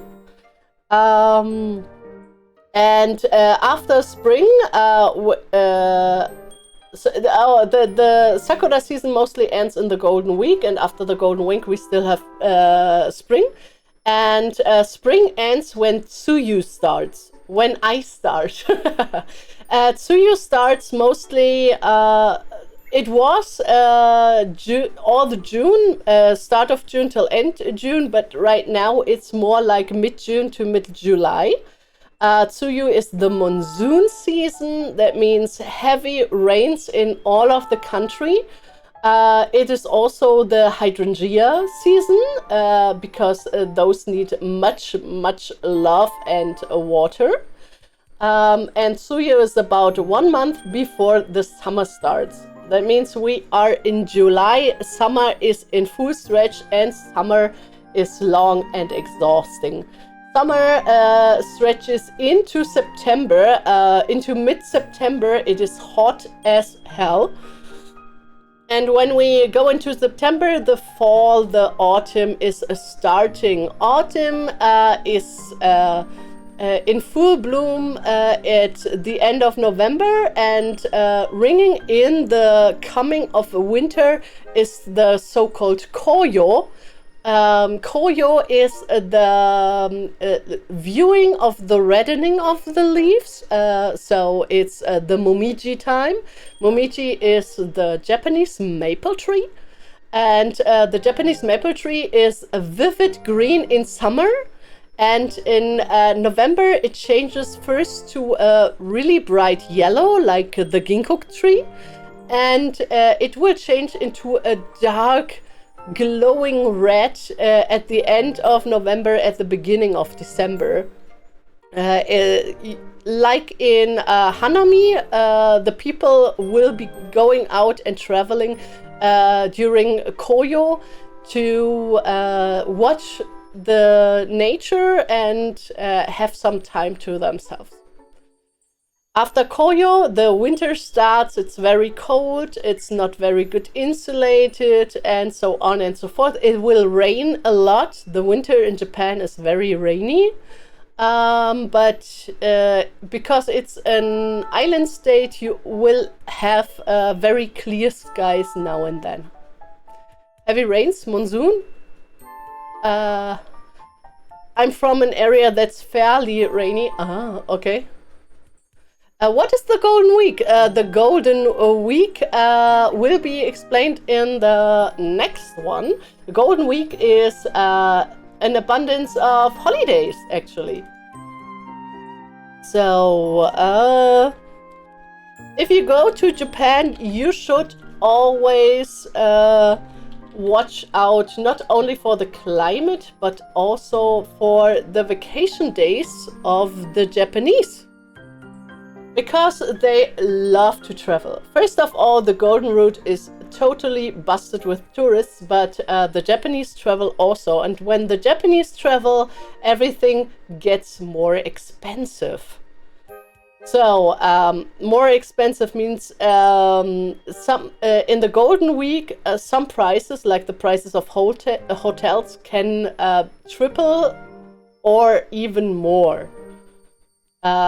Which is not so good for the foreign portemonnaie, the tourism season. So Japanese people like to travel in their free time, and it is best to avoid times when coming those times when coming to Japan, because not only is everything pricier, those times around it is also more crowded, as there will be Japanese and foreign tourists visiting the Golden Routes. That means Tokyo, Kansai, and Hiroshima. Beginning in January, I will tell you the vacation days of the Japanese. In January, we have New Year's Eve, which is not only celebrated for 3 days in a row. Other people are only celebrating the night of Sylvester and New Year's Eve. Japanese might take 3 days off, and it's also the only holiday where the whole country shuts down. So everything is closed at New Year's. In some parts of rural Japan, even convenience stores are closed, and restaurants are also closed. So you have to go to some of those 24/7 convenience stores or 24/7 fast food restaurants to get something to eat. Normally, people stock up in the last days of December to not have to leave the house except for the Hatsumode, the first shrine visit. But yeah, the first 3 days of New Year's is dead in your pants, so nothing goes. There are people who are traveling at that time, but the worst thing is that you cannot go to any attraction at all. You cannot go to fancy restaurants. You cannot, except for hiking, there is nothing you can do. All the temples and shrines are also closed for visitors those days if they don't have Hatsumode. 3 days of holidays, oh my god, that's almost like a proper week of... almost.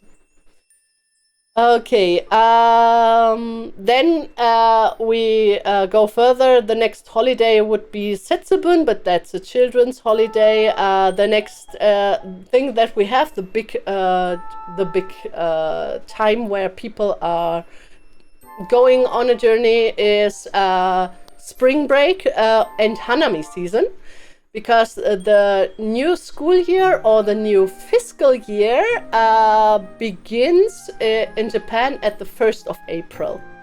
So in March, every pupil, every student has a spring break, and most of the people who are starting a new job haven't started yet.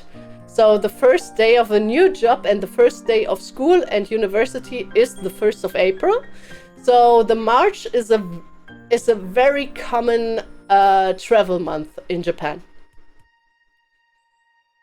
Yeah. So the next thing that we have is the Golden Week. The Golden Week is starts from the 27th of April and it goes to the 4th of May. It is a week of holidays. It is I think 5 holidays that are so densely packed together that people like to take some bridge days, Brückentage, between those holidays to make it a long vacation. Sorry, gotta drink something.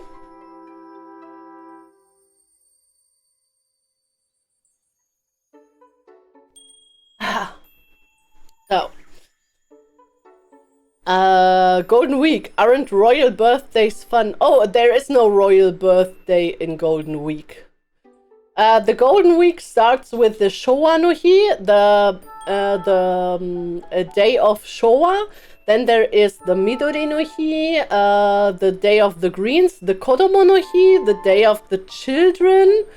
Yeah, there is no birthday. The only birthday celebrated as a holiday in Japan is the birthday of the Tenno, of the emperor. And that birthday is the 23rd of February. So that's the only birthday that is celebrated. It was December 23rd before with his father. So yeah, in Golden Week everything is really, really expensive. And I mean really, really expensive. So if you book a hotel that's like 50 euros a night, you can bet that at Golden Week that the same room will be 180 euros a night. Yes, so don't come during the Golden Week if you don't want to pay very much extra, and you will have to book everything in advance because everything in the Golden Week will be booked fully.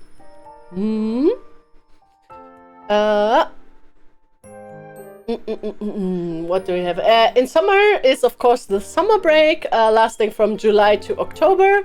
The first day of new school and university is the 1st of October. So the August and parts of July are of course traveling months for many people.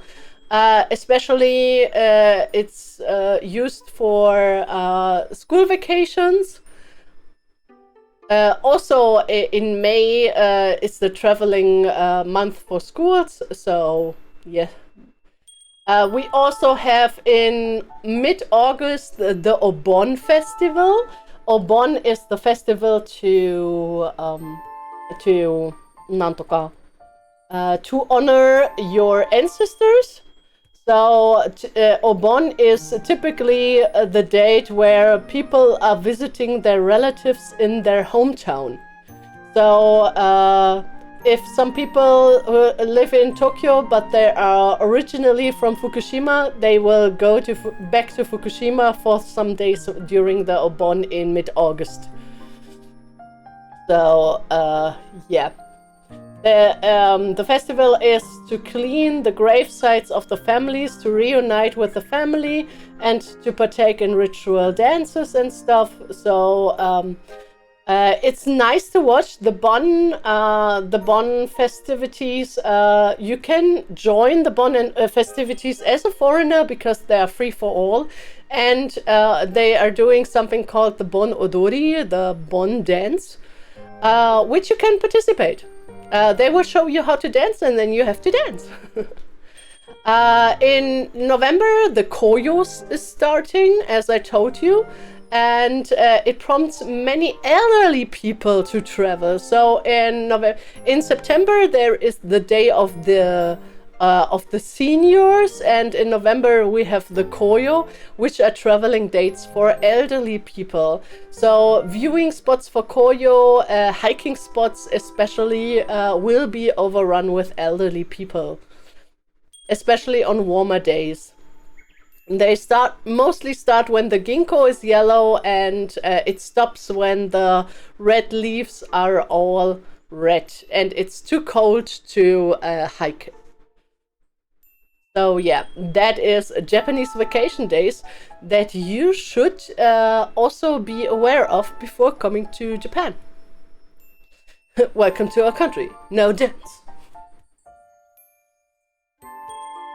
Dance.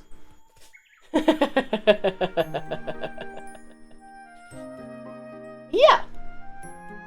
So that's about that. Any questions? Any questions? You can always ask questions. Please do ask questions.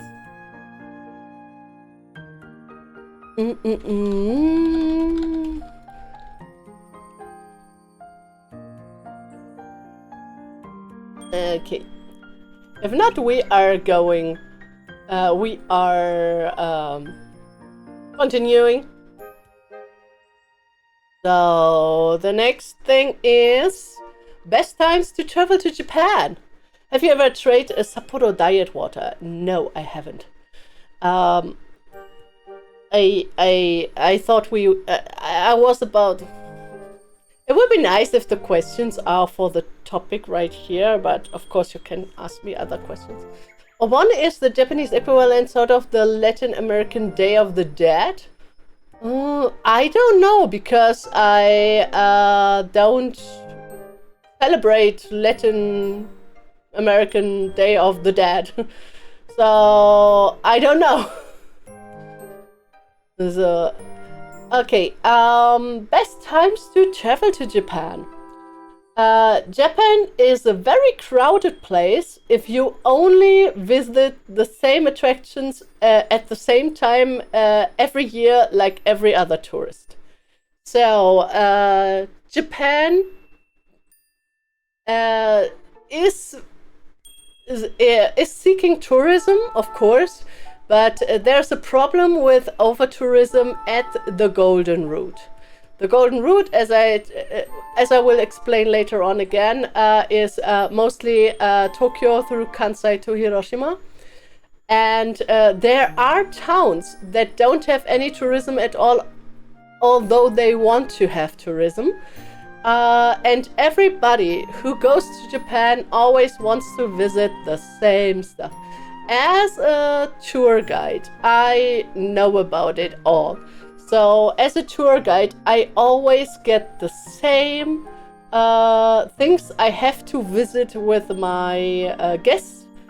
And I am asked always the same questions. The people who go to Tokyo want to see either the Tokyo Tower or the Skytree. They always want to go to Shibuya Scramble. They want to go to the Emperor's Palace, and they want to go to the Meiji Shrine. So those points are totally overcrowded. Sometimes they also want to go to Takeshita-dori, which will be overcrowded. Some want to go to Omotesando, but it's only for the rich people, which will be overcrowded. Yeah. And there are so many other places you can visit in Tokyo that are not overcrowded, but you don't have to visit Tokyo just because you land in an airport that has the word Tokyo in its name doesn't mean you have to go to Tokyo. The tourist seasons are mostly from March to the beginning of June, as I said. The cherry blossoms and before the monsoon time is starting, and September till the end of November. So still warm and not hot till the leaves begin to color. In those times, places like Tokyo, Kyoto, Osaka, Nara, Himeji, and Hiroshima are packed with tourists. And also traveling school classes, because in Japan it's mandatory for classes to do yearly outings with the class, like going to the Hiroshima Peace Memorial and stuff like that. If you want to go during these times, you have to be prepared for crowds everywhere. Or you have to plan your trips on the side or beside the golden route of Tokyo to Kansai and Hiroshima. January and February are very cold and mostly rainy, but late February can be good for some early blossoms of plum in Kyushu, if you don't need t-shirt weather to enjoy Hanami. If snow is what you want, you can go to Hokkaido in those times, but be prepared for Antarctica fields. If you travel during the summer, stick to Hokkaido and North Japan, as it is very hot and can be up to 45 degrees Celsius in some parts of Japan. So the more north you are, the lesser you are you in danger of getting a heat stroke. Avoiding crowds is also possible by choosing landmarks without opening times and to go there in the earliest hours of the day, like the Fushimi Inari Taisha, the shrine of the 10,000 torii gates, is open 24/7. And you can get really nice photos if you go in the morning between 5 and 6, because the sun in Japan rises earlier and sets earlier as in Europe. So normally in summer, the sun rises at around 5:30, and it is already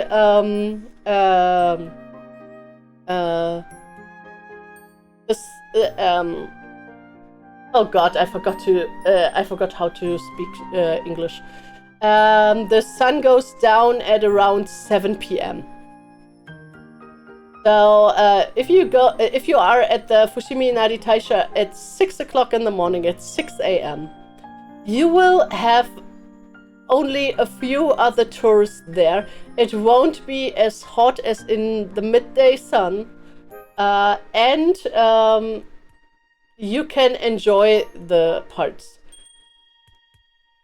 Same for the Arashiyama bamboo forest. Sadly, there is no secret best time for Japan, as it has become a widely tapped tourist spot. So I cannot give you the best, the absolutely secret best time tip to travel. But what I can do is tell you some spots that are not in the golden route. Like if you want to go to a bamboo forest, like the one you see in Matrix or in other kung fu films and Budo films, everybody is always going to the Arashiyama bamboo forest in behind the Tenryuji, because this is the place where they filmed films like Matrix. But if you go a little further, you will also be able to visit some bamboo forests that are not so crowded. So if you go more north in the region of Atagoyama, there is almost nobody, and you can you can do all the pictures you want of bamboo forests without people in it. And you can enjoy the landscape. But the smaller towns of the beaten path will be harder with limited expressive dancing. What? I mean Japanese language skills. That's another thing. Many smaller towns that want to have tourism also support English language. That's another thing. But yeah, there is no best time to travel. There is only a good preparation for your trip. Yeah. Okay. So the next point.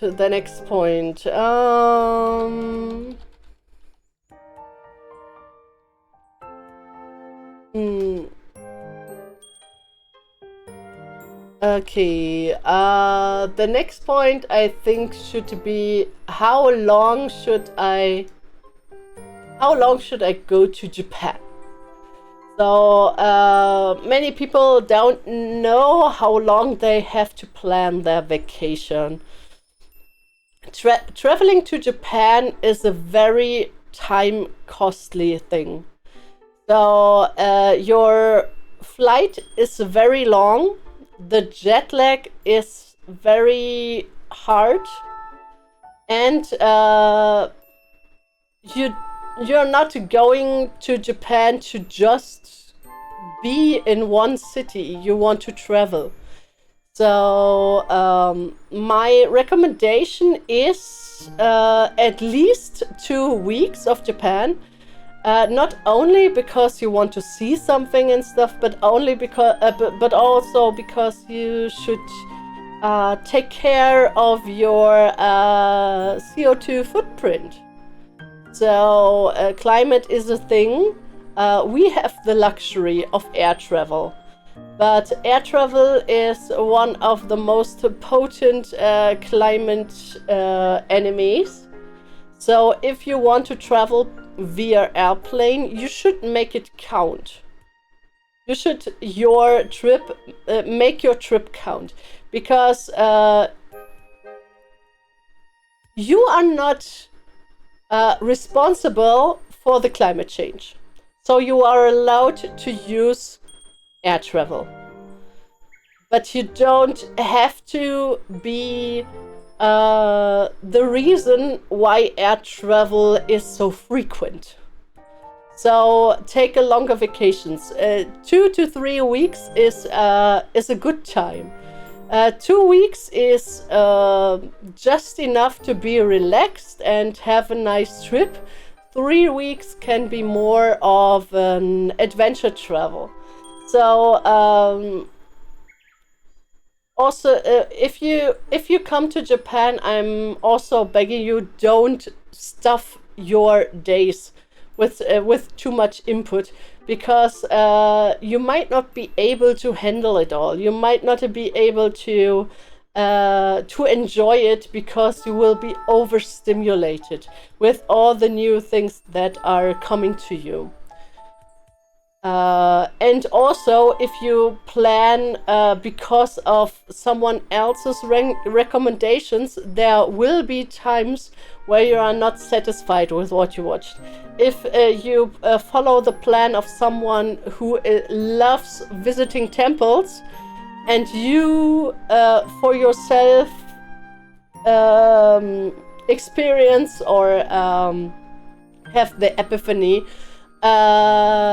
that temples are not your jig after the second one, you might have to stick to your plan of visiting another 30 temples, because you don't have a backup plan. So you should always prepare for stuff like that. Mm-hmm. Mm-hmm. So 2 weeks, so 1 week for Tokyo, 1 week for day trips to Kyoto and the like. No, don't make day trips from Tokyo to Kyoto. That's stupid as hell and absolutely pricey.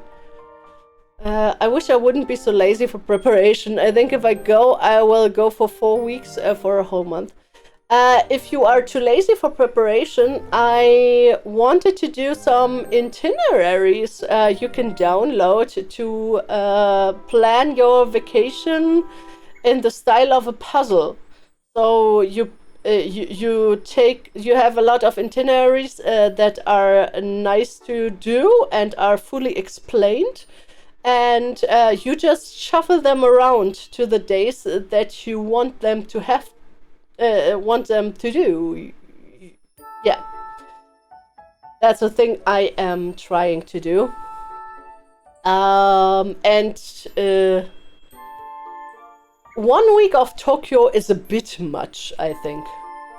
So people always say, oh, Tokyo, you can see so much in Tokyo. Oh, of course you can see much in Tokyo, but do you want to see all the things in Tokyo? Maybe it's not your kind of stuff. So normally I am in Tokyo for 2 to 3 days with my people. That's totally enough for most of the things we want to do. So you have to think about what do you want to do in the spots that you are. So some people say, oh, I have to put away a whole day for Akihabara. No, you don't. Akihabara, the spots in Akihabara that you want to visit are so densely packed together that a visit to Akihabara without browsing the shelves of the stores needs only 30 minutes. If you just go up and down the main roads of Akihabara, you are done in 30 minutes.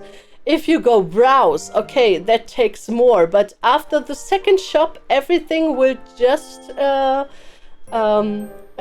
repeat itself. So you can get some advices to if you want to buy stuff, where you can buy good stuff. Like there is a VTuber specialty store in Akihabara. I know where to get the rarest figures, and know to get where to get the priciest figures. I know where to get the spiciest doujinshi. But those are destinations that you actively choose. Because if you just go there and browse and go inside and go out again, you will be overstimulated so quickly that you will want to leave after 1 hour or so. Sounds like I have to wait for Tsuyuno's travel puzzle. I was including recovery days into the weeks. You only need a recovery day at the beginning of your travel.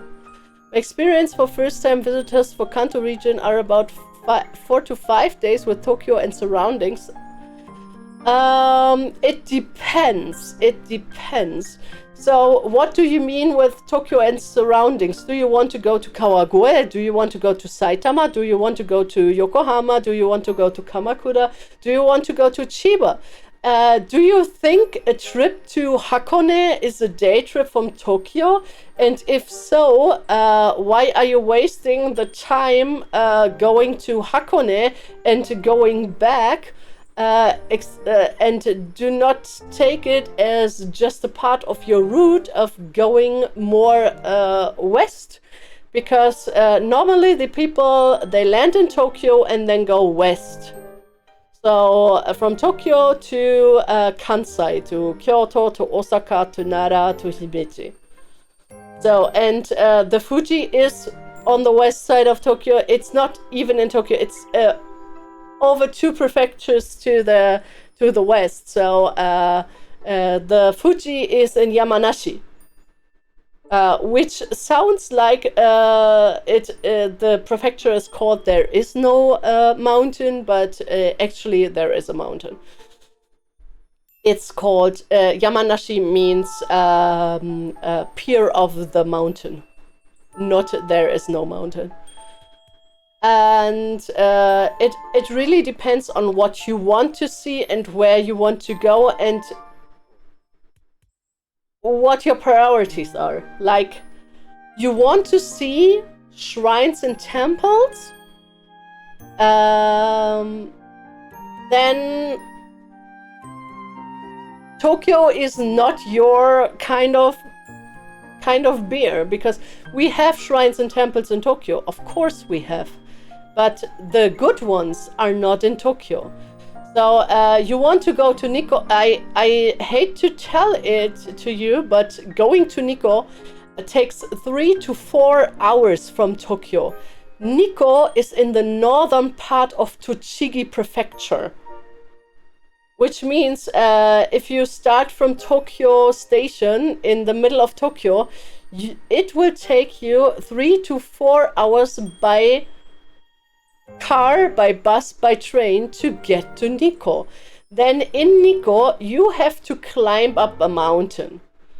So Nikko is a place that goes up a mountain. So first of all, it's a small town. That means you don't have big malls, you don't have many convenience stores and stuff like that. You have your touristy spots where you can eat touristy food and buy overpriced touristy stuff, but it's a small town. And the shrine and temple part of Nikko is on a mountain where you can't get anything to eat, where you have to buy your drinks at some sparse vending machines, and where you have to hike up parts of a mountain. You have to go stairs. The Toshogu shrine has 300 stairs. If you want to go to the waterfalls, like the Kegon waterfall is, you have to go with a bus to get to the Kegon waterfall, because by foot it is 2 hours away from the main shrine area by foot, and it's also up the mountain. So the Kegon, to get to the Kegon waterfall, you would have to hike up the mountain. At the steepest area, it takes 45 minutes to 1 hour. And if you go the non-steep route, you have to walk over 2 hours, but also over 300 high meters. So it's very, very exhausting to go there. And when you are finished after all that, you still have to get back to Tokyo, which takes another 3 to 4 hours by car, bus, or train. So everybody who's there and says, oh, when you are in Tokyo, you can go to Nikko, those are people who went with a tour guided group, with a tour bus. Because if you have a tour bus, everything is easier. With a tour bus, you can just stop anywhere at the service area and eat something and buy stuff. And with a tour bus and a tour guide, you know where to go. You don't have to stop and read signs. You have someone who's telling you all the stuff. And you have a bus to come back to where you can park your rucksack, your bags and stuff. But if you are traveling there alone, it is very, very exhausting, especially in the summer.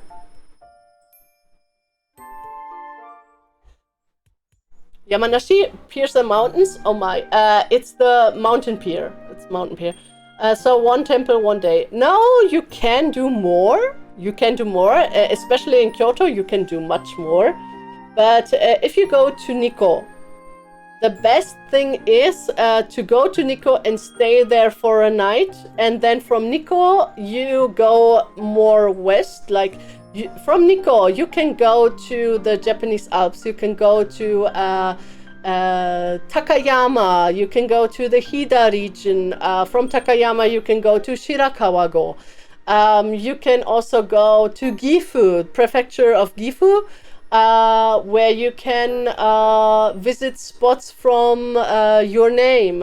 You can go to Gifu City, where you can go see the cormorant fishing and the Gifu Castle and the squirrel habitat. You can do so much, but most people are wasting their time with bus and train rides. And train rides can be so nice if you don't want to pay for the Shinkansen, which is so much cheaper than a German ICE. Thank you for the hydration notice. Everybody drink something.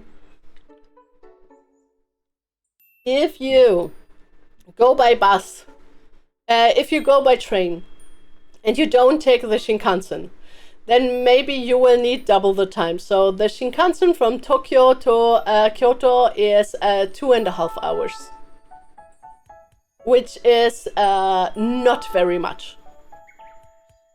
But if you take the regional trains, you will take 5 up to 6 hours. But if you take the regional trains, you can stop anywhere and just enjoy where you're going. Like the regional trains, regional train from Tokyo to Kyoto. You can go, first you go the down route. You can go to Yokohama, Kamakura, Maebara, Hamamatsu. After Hamamatsu, you are in Shizuoka. There are so many nice places in Shizuoka. Then you can stop in Nagoya and go up to Gifu. Nagoya is also a very nice place. From Nagoya, you can drive into the Biwa Lake region of Shiga and watch the nice Biwa Lake and the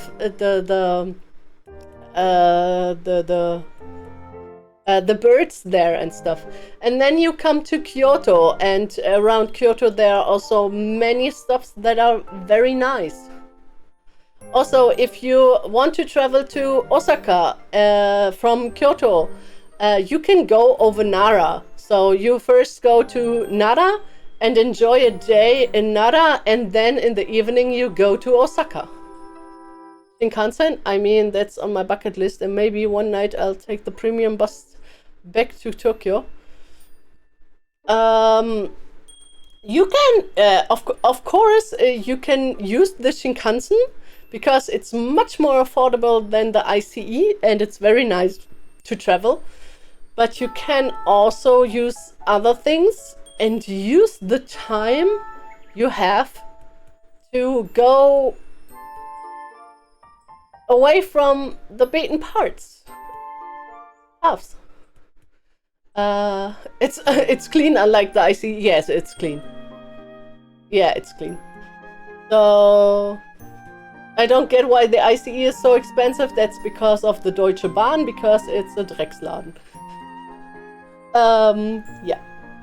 So yeah, just don't just Google best itineraries for Japan and take the golden route. Ask people who were there to tell you about the things that you think are worthy, and then let them tell you about the things they thought were worthy visiting. Because of course, if you are in Tokyo, I always recommend going to the Meiji Shrine, even though it's very crowded and everybody goes there, because the Meiji Shrine is a wonderful place. It's very beautiful, it's very calming, it's very green. But of course, yes, it's overcrowded. And in Kyoto, don't start with Kyoto. Kyoto is so overcrowded that as a tourist, it happened to me, you might get you might get nagged by locals for being a tourist. So it happened to me, it happened to a group of mine. There were other people who came to us and nagged us and said, go home to your own country, we don't need you. And stuff like that. Just because it is so overcrowded, especially in the touristy seasons. In Kyoto, in Tokyo, in Osaka. So normally they want tourists. They don't have any problems with outsiders being in Japan. And also it's totally okay to wear kimono as a non-native Japanese. So people who say this is cultural appropriation are mostly not Japanese themselves. But the problem is with the crowds. The crowds are centered at points of congestion. And we have to start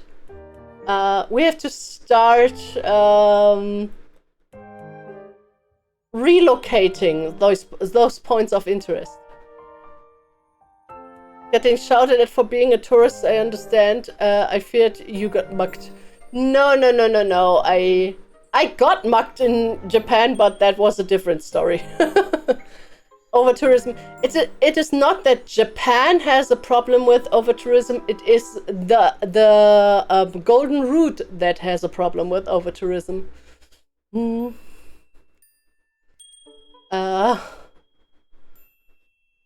Being unwanted is nothing new for any German tourist that visited Malle before.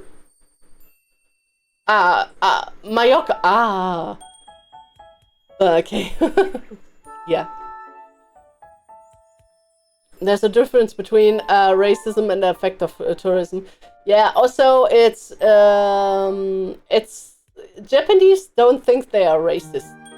That's also another part of the discussion. The Japanese don't think they are racist because they don't care what you look like. You could be an alien, just stop standing in the way.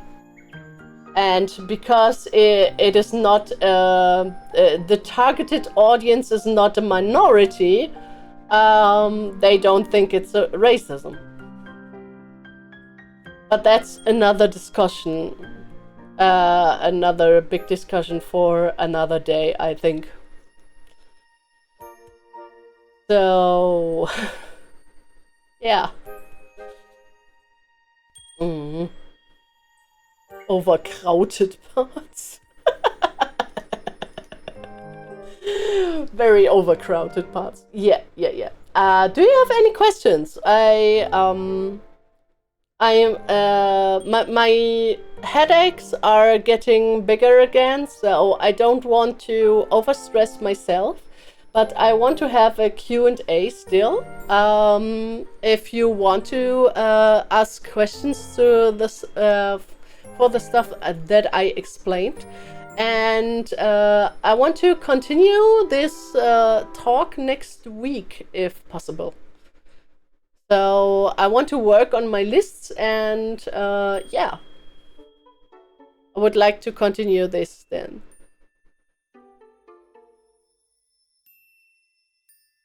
My 2-week time slot I envisioned isn't completely silly, right?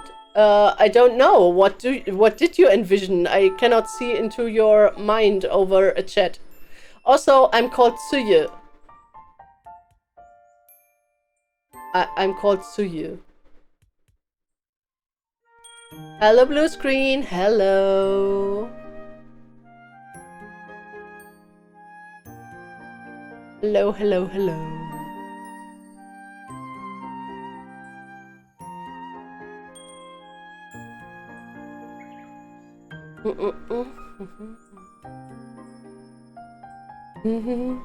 So, any questions for things you should consider before going to Japan? So, anything that you think might be very important to ask before you consider planning your vacation trip? Is there a must-visit spot in Tokyo, Osaka that isn't that mainstream like Tokyo Tower or Osaka Castle? Hello, Simon Fabio. Hello and welcome. So, I always say there is never a must-visit. If you go according to the Japanese, the must-visit spot in Japan are Amano Hashidate, Miyajima, and Yakushima. But almost no foreign tourists go there because they don't know about those places. Except for Miyajima. Miyajima is over-touristed. But Amano Hashidate, you cannot go there without knowing how to work Japanese bus ticket stations, and Yakushima is almost the same. So must-visit places. Things I would recommend to you in Tokyo, of course, Meiji Jingu is always very nice, because from Meiji Jingu, next to Meiji Jingu, you have the Harajuku Station and the Takeshita Dori, the fashion street for indie fashion in Japan. And the Takeshita Dori ends in the Omotesando, which is an alley full of the most priciest stores you can find, like Dior, Gucci, Armani, Versace, and stuff like this. Also, if you don't go in the direction of Takeshita Dori, but in the direction of Shibuya, you only have to walk 20 minutes to get to Shibuya Scramble and Hachiko Statue. If you don't want to go into the town, you can turn around and go through the Meiji Shrine to the Yoyogi Park, which is a very beautiful big park, which also has some museums in it. So Meiji Jingu is a good place to start for just using a day for yourself and to see stuff. Otherwise, you always have to know what your preferences are. So there are people who don't like shrines and temples, and there are people who like shrines and temples. If you don't want to see shrines and temples, then I would recommend go to Ueno. Ueno has museums, Ueno has a big park, and Ueno has accommodations for buying stuff. Also, if you want to go to theme parks or other attractions, you can go to Odaiba. Odaiba is the artificial island in the bay of the Tokyo Bay, and you can see Teamlabs Borderless there. You can go in the biggest malls of Tokyo. You can eat shrimps galore and stuff like that. So a must-see is always in the eye of the beholder. Also, Osaka is a very shitty city. Don't go there. How do I write these? It was a bit fast. Oh, I'm so sorry. I'm so sorry. Yeah. Tokyo Meiji Shrine. M-E-I-J-I. Meiji. Meiji Shrine. From the Meiji Shrine, you have good access to most of the good stuff in Tokyo. What is a must-see in Tokyo? Yeah, it depends. It depends. If you like cooking, you can go to Kappabashi in Asakusa. If you want to see the Tokyo from above, you can go to the Tocho, to the Tokyo Metropolitan Government building to see Tokyo from above. If you want temple history, you can go to Asakusa, to the Sensoji, to the Asakusa temple, which is a new building made from concrete, but the history of the building is over 1,300 years old. So, yeah. And of course, Osaka. Osaka is overcrowded. Osaka people are very unfriendly. The Osaka castle is not worth the money. Yeah, I don't like Osaka. If you want to do something special in Osaka, go to the Koyasan a heritage site. The Koyasan is a mountain in south of Osaka, which is topped by Buddhist monasteries and the biggest Buddhist graveyard of Japan, where you can live like a monk for one day and eat vegan food as a monk. That is my highlight of Osaka. We'll also do tours to Takeshi's castle. Takeshi's castle doesn't exist anymore, as you would have known if you had finished the series, because Takeshi's castle was in fact infiltrated. To say Nosaka, yes, Nosaka. Nosaka. I say Nosaka to Osaka. I don't like Osaka. Nosaka to Osaka. 1 week for Tokyo and the neighboring areas, and then take the Shinkansen to Osaka, mourning the big animatronic creatures. I know some people don't like Osaka. There are still many animatronic creatures. You don't have to mourn them. Only 2 got removed. There are still many more. The Dotonbori is still full of animatronic creatures.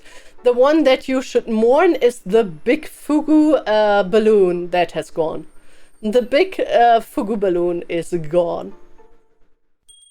But animatronics, there are still many animatronics in the Dotonbori. You don't have to mourn them. You can enjoy your animatronic spree at the Dotonbori. Yes. You still can. Like the big dragon, the big 7 gods, and so on. The big Fugu balloon, and didn't they also remove the big crab? Yeah, one of the big crabs they removed, but only one. There are 2 more. They removed the biggest of the 3 crabs, yeah, but there are still 2 more crabs. That is also something really weird. Everybody was crying about the removal of the big crab in the Dotonbori, and I didn't understand this, because the crab is from a chain restaurant which you can visit in all of Japan. This chain restaurant is from Hokkaido to Kyushu, everywhere. Even in Tokyo, even in Takayama, even in Hiroshima, even in Kyoto. And they removed only 1 of 3 crabs. So I don't know what the big fuss was all about. Yeah, Osaka is a nice day trip. If you are in Kyoto, a trip to Osaka, the train fee is only 490 yen, which is less than 3 euros. So you pay 3 euros to go to Osaka for a train ride that is like going from Hanover to Hamburg. Yeah, and then you can enjoy the Dotonbori and all the stuff, and Umeda, and you can go to the castle, and yeah, in the evening you go back to Kyoto. 490 yen, goodness, that's like local. There is an office in the Kyoto station that daily has to deal with tourists, telling them they should not use the Shinkansen to go from Kyoto to Osaka, because it is way more expensive. If you take the local train from Kyoto to Osaka, you only need 50 minutes more to get to Osaka, and you only pay a 10th of the cost it will cost you to go with the Shinkansen, because the Shinkansen is like around 5,000 yen from Kyoto to Osaka. And the people are like, no, in Germany we have to take the ICE to get from A to B. So we want to take the Shinkansen, and it's the same route, so it won't be that expensive. No. It's much more efficient. It is much more cheap. It's much cheaper to go by local train. Also, you will see much more in local train because the Shinkansen tracks are elevated. So you won't be able to see that much when you are in the Shinkansen. Yeah, cheap is always good. Yes. So what is a must-see in Japan?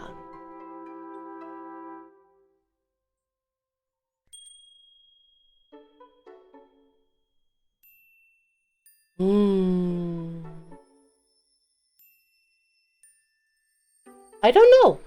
I really don't know. It's maybe because I don't feel like there is any must-see at all in the world. Because what a must-see is depends always on you and yourself alone. You are making your holiday to a holiday. You are the person that is the center, and you can decide what you want. And if you want me to narrow it down, you have to tell me your preferences. Like, if you say I'm a Buddhist myself, I want to visit Buddhist places that are culturally relevant, then I can tell you must-see places. If you say you are a Buddhist, I would say you should go to the Phoenix Hall in Nara, the Daibutsu in Nara. You should climb to the Enryakuji on the Mount Hiei. Of course, you should visit Nikko and some other places. You should go to Koyasan. But if you're like, well, I'm more like an architectural guy that wants to see modern architecture, then go to Fukuoka, go to Hiroshima, go to Tokyo Odaiba district. Also in Fujikawa Guchiko, there are lots of modern architectural projects. If you say you are a luxury traveler and you just want to see the pricey side of Japan, go to Kanazawa, the biggest goldsmith place there is, and learn how to smith your own luxury accessories, and have something of yours gilded by some professional goldsmith. Where can you see old architecture? Oldest architecture, we also have places for that. There is a building in Kyoto that is 1,400 years old. That's I think that's the oldest building of Japan. Also, the old treasure hall in Tokyo, where you can also see where the Kojiki is stored, the most important written document of Japanese mythology. This is also over 1,000 years old. Shirakawa-go, of course, because Shirakawa-go still has huts that were built over 700 years ago. Yeah, so if you want to see special things, I can recommend it to you, but there will never be a must-see because it's always individual. What is that for a paper that is so important? Paper? Old buildings and mythology, a dream for me. What do you mean with paper? Or do you want to see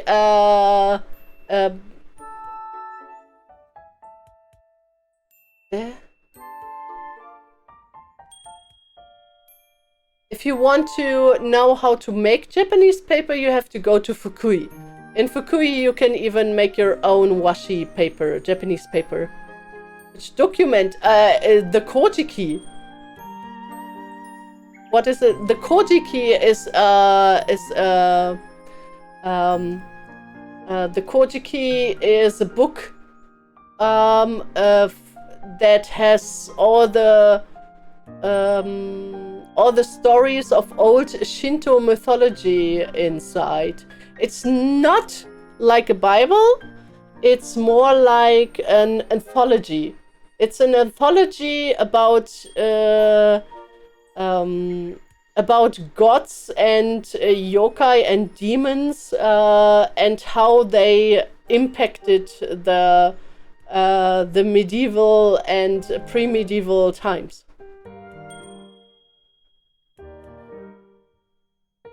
Right? What is standing on it? What? You want that book for yourself? There are translations of the Kojiki, I think. There are translations of the Kojiki. So I don't know if there is a German translation, but there should be an English one, I think. So I think the first translation of the Kojiki into English was at the beginning of the 20th century, but there is no German translation. I would take them as well, but the original would be pretty nice. If you would take the original Kojiki, I think the Japanese would hunt you down like a Russian hitman. They made a person who scratched his name into a Shinto tori have to sit in jail for 2 years. Because on one Shinto tori in the Meiji Shrine, he scratched in the name of his family. So what do you think happens if the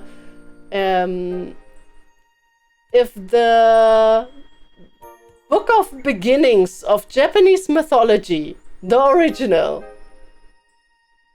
gets lost?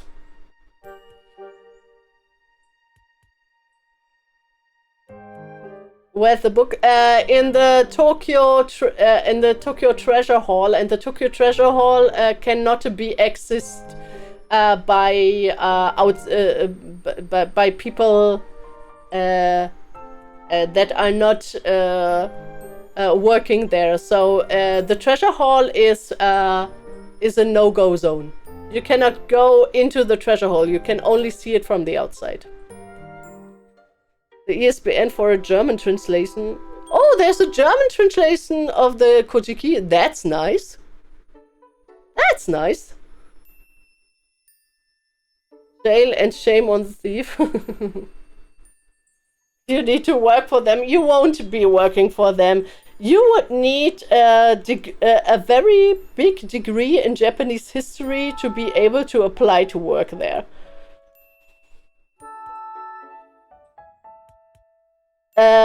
No, you still need a history degree, Japanese history degree to work there. Just being a security guard doesn't cut it.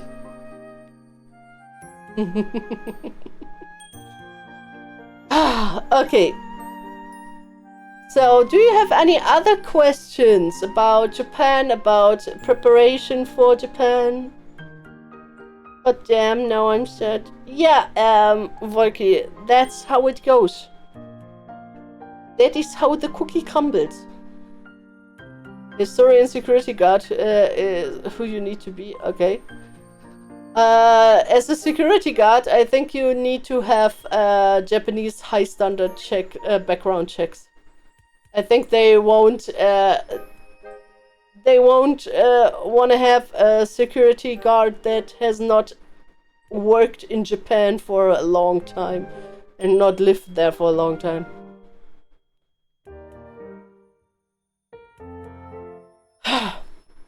Okay, if that's all for today, I would like to send you over to Himichi. She's playing Quarantine Zone: The Last Check. It's a horror game, not too much horror, but it's about checking people if they are bitten or not. And also, I just want to rate Himichi because she's a nice girl. And I need a pause. I need to lie down a bit because I'm not feeling very well. So, thank you very much for your support today. Thank you for being here. Thank you. If I'm feeling better tomorrow, we will be playing Okami tomorrow again, where you can still ask me things to Japan. Otherwise, we will see each other next week. Thank you very, very much for coming to my little stream. Thank you for this amazing support today. Thank you so much. And have a great Saturday. Also, Himichi will be raiding into the music festival, the Moonlight Festival, I think, in about an hour. So maybe we will see each other there in the chat because I'm a supporter of the Moonlight Festival. There are many people that are very, very good singers. So if you want to have a concert, go to the Moonlight Festival. Okay. See you on another time, and thank you so much for coming here. Thank you for your support, and otsukaresama desu. Bye bye.